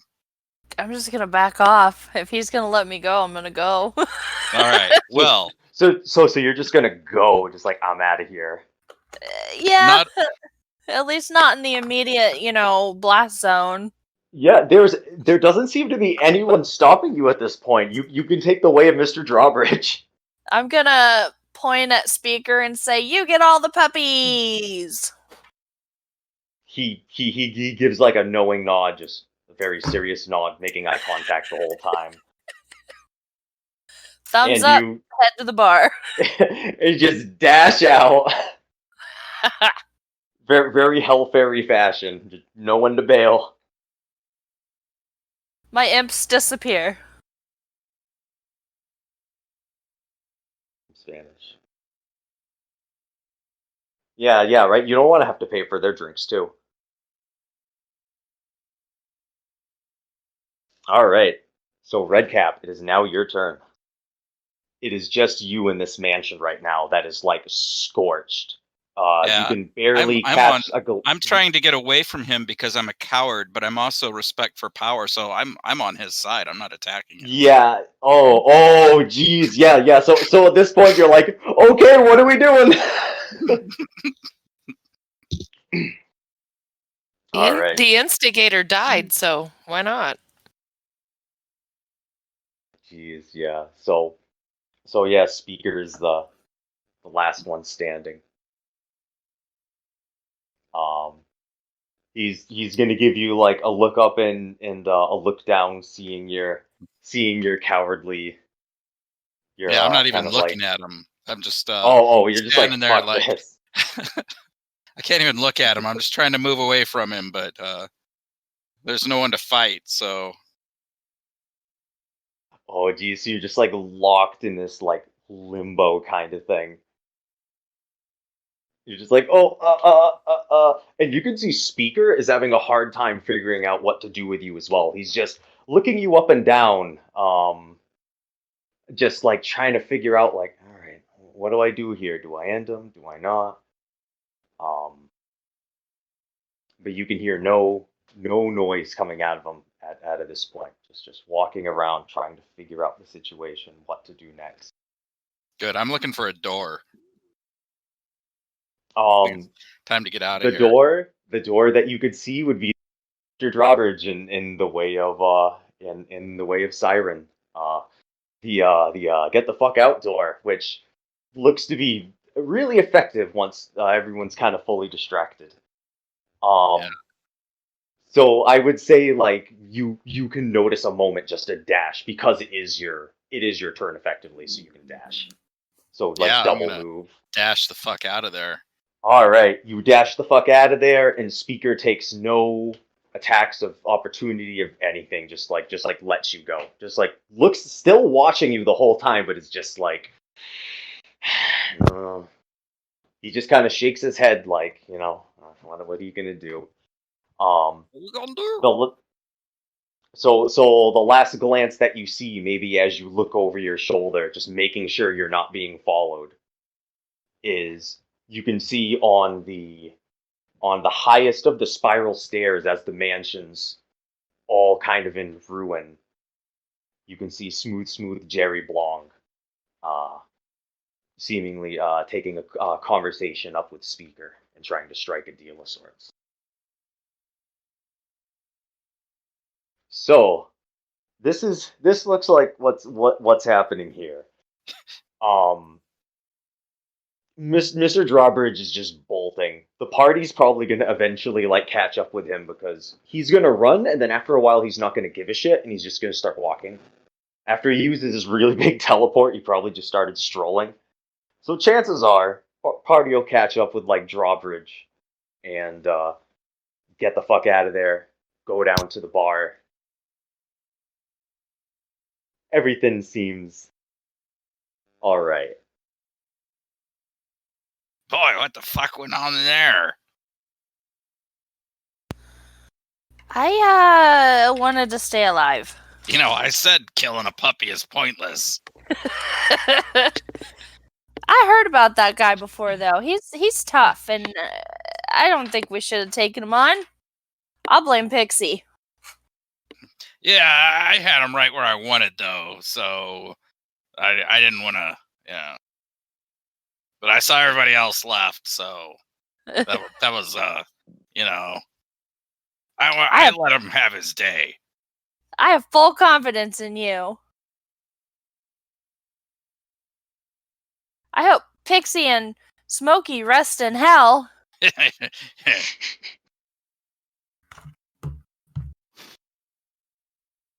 All of a sudden, those that are living, you start to feel a real tingle in your gut after you took those sips of those drinks, and you don't know if it was the drinks or the chips or the bar nuts or what, but something's off. Something feels a little weird. Oh, the last time I felt like this, I did mushrooms.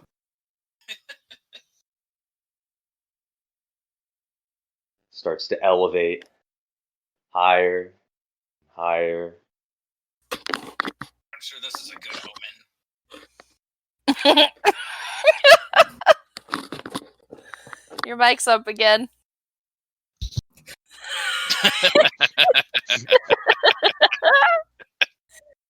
I think we'll be fine. Weird feelings in this body is a good thing, right? Yeah, just go with it.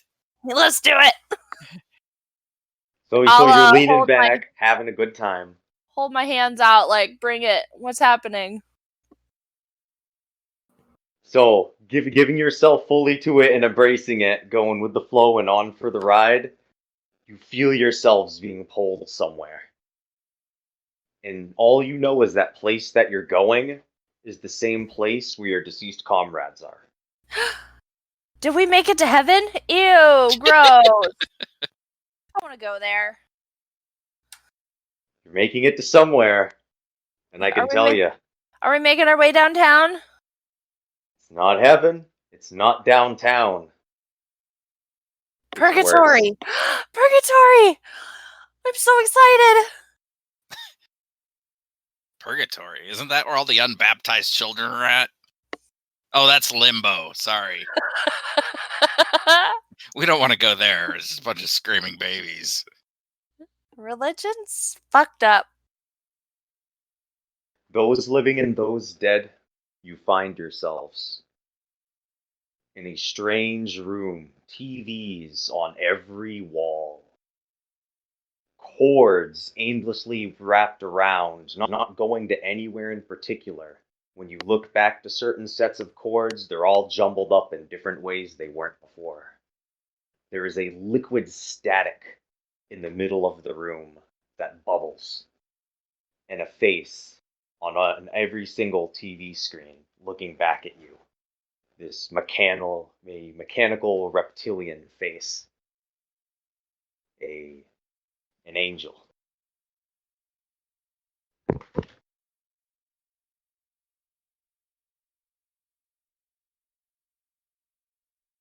Welcome, How's it going? guys.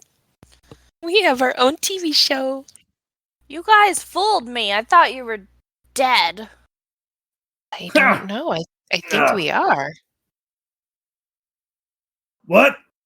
Again? God damn it. Ugh.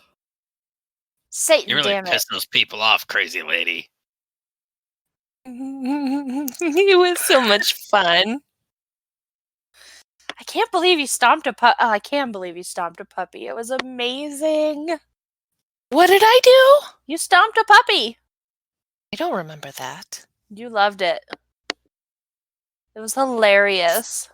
It sounds like fun. The absolute fear in its eyes before the light went out. Oh, beauty. Where's my puppy? Come here, boy. You should name it Jelly. The color of its brains. Jam. We're going to hell for real. There is a rumbling in the liquid static, a bubbling in the middle of the room. There is a massive metallic figure emerging from the liquid. This strange armored reptilian. You can see it from the waist up. The lower portion of its body seems immersed in this liquid static. He makes himself fully known, and it seems to be the same figure that released you earlier on the broadcast. It is I, the great overseer. I released you from your bond.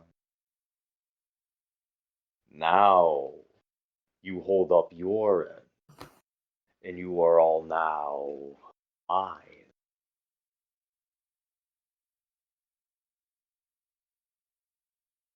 Like, isn't a Valentine? That's nothing new. We haven't had free will before. You think you're gonna scare us? Hi, boss. This is just my speaking voice, the manner of which I talk. This is all. I don't mean to intimidate. But that's the end of the bargain. Your souls will end up here when they hit their final resting place. And for two of you, that seems now. But what a show! What a show! I watched the whole thing unfold. Siren is perplexed. We have souls? It was my No way. masterpiece. Masterstroke You have of genius. something. It's something. Maybe not a conventional soul, but something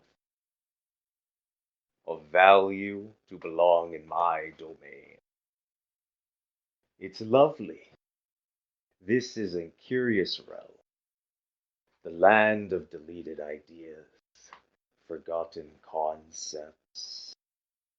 Many of those belong in the garbage and should never be remembered as long as you shall live.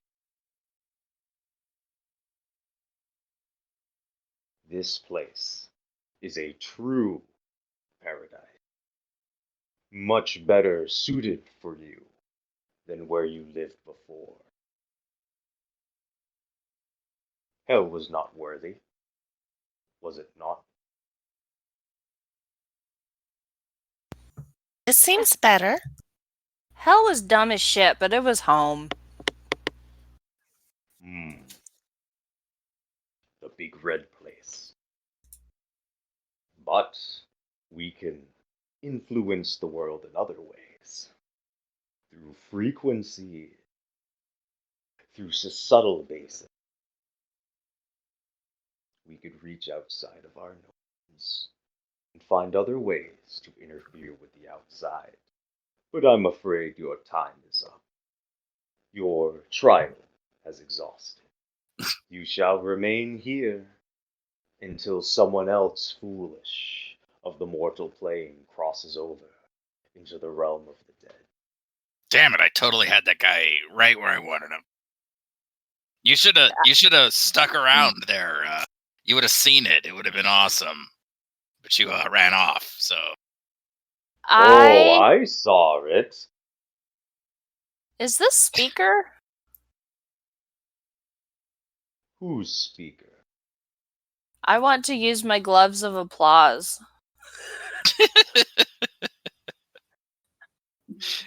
I'll start dancing around. I'm not gonna I'm not gonna pass that affliction test right now. I've got 1 point.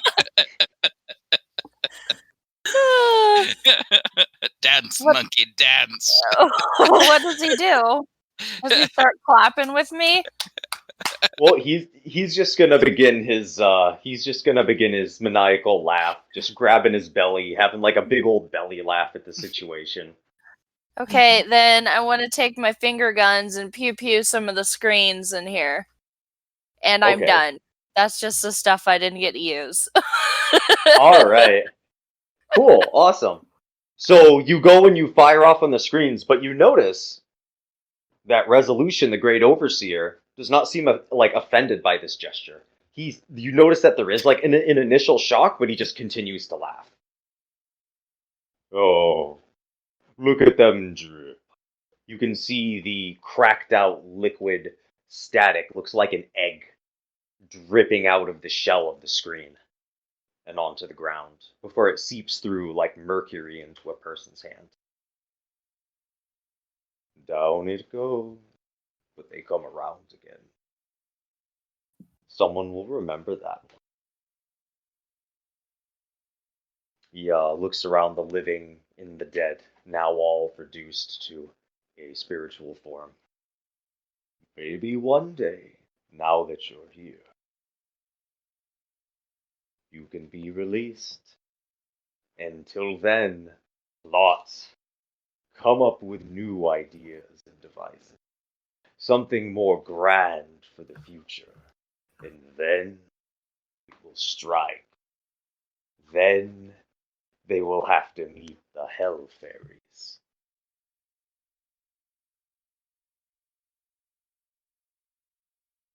And maybe this time they won't die in one round. Maybe. Yes, maybe. I didn't die, I ran away. That's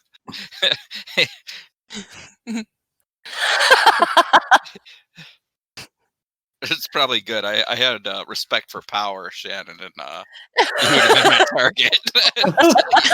Until you killed the speaker, I would have been on his side. No, he would have. I had 68 hit points. I would have been okay if I wouldn't. No, I wouldn't have been okay because it was 167. Thought I would have been okay if I wouldn't have fallen off the hood of the car. Well, the damage from the hood of the car you would have healed on the in between.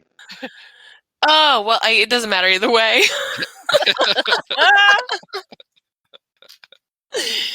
Oh yeah, it was geez. one of those things where if the show turned out successful enough, you all maybe would have wound up in the world of the living and ended up like sticking it out in there. But the show ended up being a flop to the degree of like, oh, nothing was sticking around. Like everybody's a critic. pass, revoke. It's because we didn't have any chicks on there. Gotta have the hot Disney chicks on a reality show to make it float. So And I we only blame had the two casting weird ones. director. Well, there were. There were other ones that could have been, but they were not approached in the best way where they would respond, and there could have been others, but it's all yeah. about looking around. It's okay. I'm sure my character will be acknowledged in the future like Ed Wood. Yeah, he's this guy. He made this really shady film. There's weird, like, cult stuff in the background. They're like, oh, he's not around anymore. There's weird stuff around his death. Like, yeah.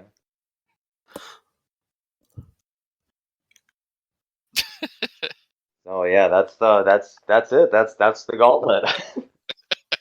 It could have gone a few different ways, but with a lot of the what I had to work with towards the end, then it was like, all right, well, If there wasn't any puppy stomping.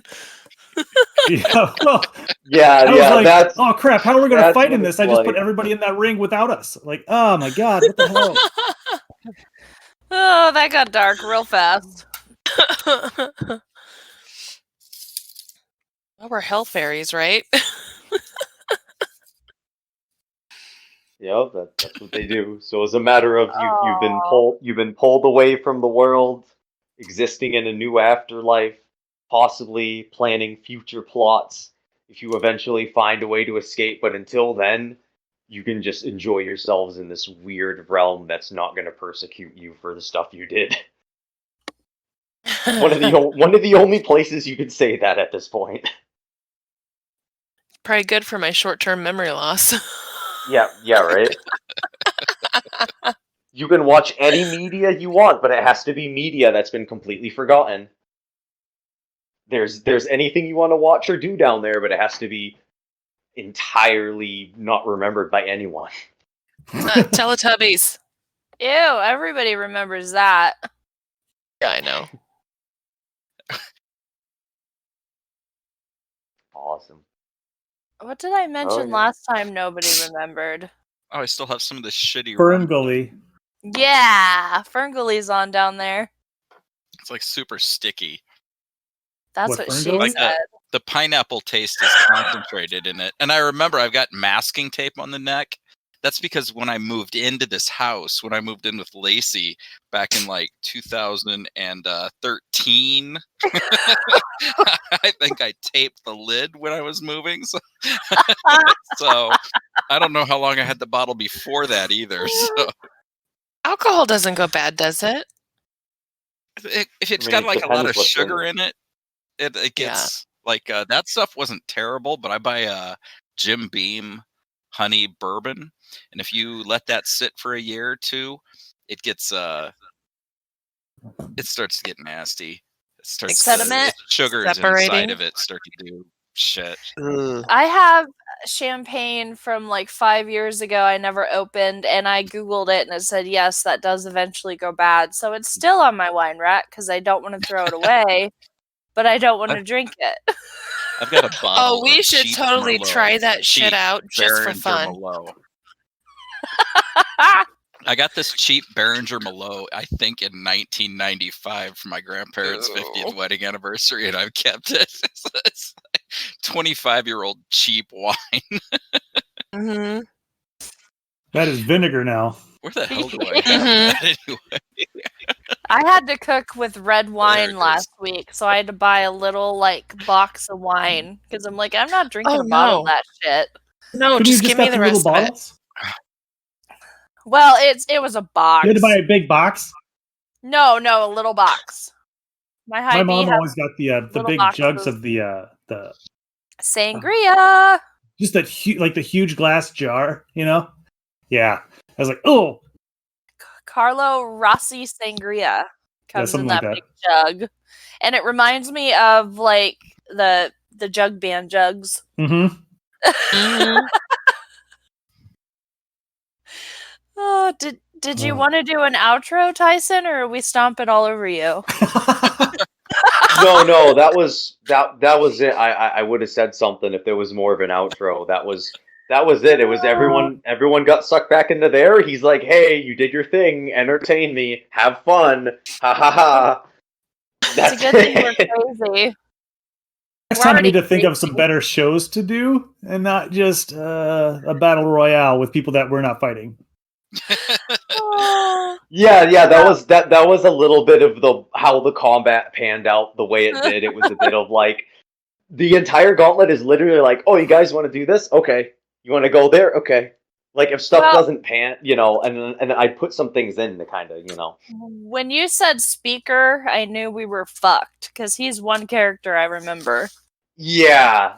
And the issue was the first time he showed up, he got crits. This time he's just gotten better. Yeah, he didn't need to get better. Yeah, he didn't need to, but he's aged a little bit. He's actually toned a bit now. I want to fight the baby. Oh, why do you want to fight Spippy? He's just Spippy. Because that's probably about as dark as we could get. Past puppy stomping, I want to stomp an infant. We could do like... That's a hard infant to stomp, I'll say. It's all spiked and barbed wired with a turret. Any therapist listening right now, please offer me free therapy. You're expensive. Well, we could do like a non-lethal duel, but my weakness was cruel, so I can't make any attack non-lethal, and I would have to like butcher the body. We'll just stick you on top of a moving car, and it'll take care of itself. Yeah, that's true. Back up real quick. Scott, you don't like baby stomping stories?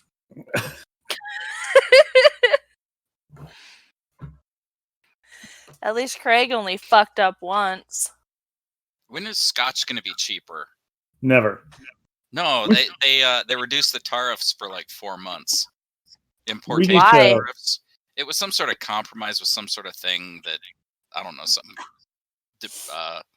trade thing between the United States and the UK. There was some sort of trade dispute, and as part of the settlement, Scotch is going to be the taxes we put on Scotch when it's imported are going to be lowered by a bunch for like 4 months.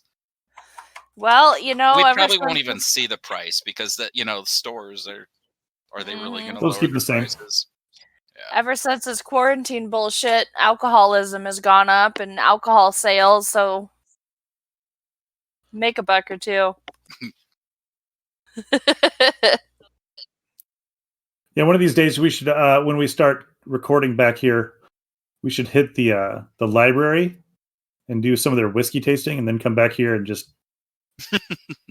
Oh, that would be interesting. I don't like whiskey. Recently.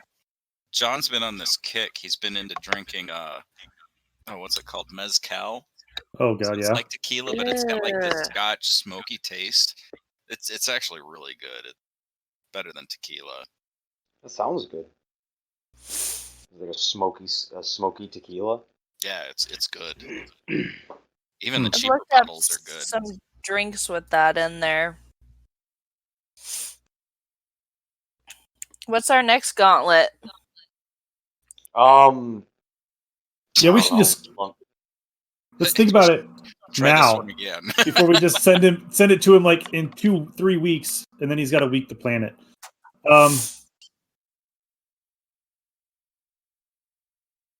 What haven't we done? Clowns. We haven't done that. No. Clowns, instantly clowns. The circus. Believe it or not, there's a lot I could do with that. I actually did like a whole like carnival. Yeah. Gauntlet. I had fun with that. Or something like that. I could go for like crazy ass circus, but straight up clowns, I don't know about that. Crazy circus. And like any other ideas? I just heard a story today about a clown doll on Scared to Death. Nick told me about. What is Scared to Death? It's a podcast where this guy who's got a couple podcasts, he is a comedian. He tells like 2 scary stories, and then his wife tells a couple of people that wrote in stories. Okay, I'll pull that one up. Oh, there's your clown. You wore that for a podcast one night. Put it on. Show Tyson. I just got a message about so there's like one of my friends is actually running a gauntlet for some people. Not Noah, but one of my friends, Rick. He's running a gauntlet, and I just got a message from him that says, "So Danzig killed the party, and Rob Zombie has been knighted Danzig's greatest fan." That was the result of their gauntlet. So That sounds funny. they were doing like a punk show. Like it was a gauntlet equivalent of a really shady like punker hardcore show where there's just like stuff going on here and there, kind of like on Hush Hush, and beneath it there's like another level, and it's like a bunch of demons partying, and it's like further. So like you go deeper and deeper and deeper, and then the party gets wilder and wilder, and there's weirder shit going on. And then I guess that was the result. Yeah. So that's what was run today. He actually he ran that. I think while I was running this. That's a first. But yeah. So what other ideas do people have for next time? Does circus work as a good consensus, or is there any other like solid ideas, like whether it's vibes or certain kinds of enemies? Like any suggestions? Well, I guess I'd be influenced by the shows I've been watching lately. Like I just finished Travelers on Netflix. That was And good. then I just started a show where like everyone in the town over 21 dies. Oh, another anime I was going to tell you about, Nick. It was these kids in like an orphanage, and it turns out it's a farm. The kids are farmed to be fed to demons. What is this? Is this Demon Hunter? No, let me look it up. What? But I had to put in a pin now because I had to put Netflix on Evie's Kindle. Sophie and I are now working our way through the Masters of the Universe. Awesome. Yeah, oh my god. Like, I thought I saw a lot of them when I was a kid, but there's no way I saw 160 episodes of this thing. Like, oh, there's so much. Does she like it? Yeah. And she's been playing with my Castle Grayskull and decided to take a Sharpie to it. Oh no! So the sacred text. So I can't be too mad at her because I gave her the Sharpie. She was like drawing on stuff, and then she just decided to draw on the castle. Like, okay. Yes! Scott's got it. Promise Neverland. Clowns versus carnies. Like a clown. All like, of our enemies are clowns. I can do a circus thing. There's actually there's a circus festival world in the Kill Sector setting, Null Carne, and it's just it's a carnival world. It's like the eternal festival, and they always do their thing. So you name it, clowns and games and this and that, and I want to be a ribbon acrobat. Oh yeah, I dig it. So we could do like people from that setting trying to put on a show or something, and then see what happens. Sounds from good there. to me. Be like one of those quick change people. Like, I'm somebody else. Yeah, well, So with circus, we could have carnies, we could have clowns, we could have all those characters. Freak shows. I'm the half man, half woman. I'm the bearded lady. So any ideas for like big conflict, enemies, anything like that? Of like is it going to be put on a show when something happens, or are there any ideas of like, oh, this would be cool, and then I can kind of make characters around certain things? Where it's like, for example, if it's like, oh, I really want to fight an evil clown, or like, what if there's a maniacal ringmaster, or or oh, there's a strong man with like a secret, or I could do stuff like that, I guess. I what go if we play towards. the carnies, and then we find out that the circus is evil in some way? Okay, Right? That'd okay. be So fun. so something where you're all more good-hearted carnies getting in there. You're just trying to put on a show, and you're like, wait a minute, something's going on, kind of thing. Right. Like Yeah, maybe demonic that carnival. I'm running Yeah. the Ferris wheel, and I find out all the kids are really little demons. Oh, that's true. It's like that's something's going on. that's normal.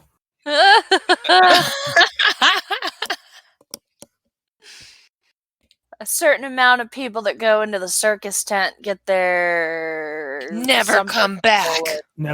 Never come back out. Don't go into the House of Mirrors. You'll go into the no. alternate dimension and your demonic self will come out. Oh. If we don't use that, Wrong I'm mirror. using that for the other book. Demonic I've been- House of Mirrors. Reading a lot about mirror dimensions because it creeps my shit out. Yeah, I could do something with that. We could do like some kind of a crazy carnival showmanship kind of thing, acrobats and strongmen and animals doing weird shit. I'm happy with just being a carny if it's carnies against evil circus. Oh, look at the kitties. Aw. Kitty butts. Pew pew. All right, let's do carnies at the circus. Carnies Yep. circus fair. Carney Circus, something bad happens. There's something bad. There's some kind of conflict. Whole bunch of something. When I hear carnies, I think of West Fair, where we've got like drag races and figure eight races and mud derbies. Isn't that just like the like? Oh God, what's it called? 4-H. Yeah, they got the 4-H there, the crafts, the pony rides. Yeah, West Fair. sounds good to me. Awesome. So yeah, it was Yeah. fun playing.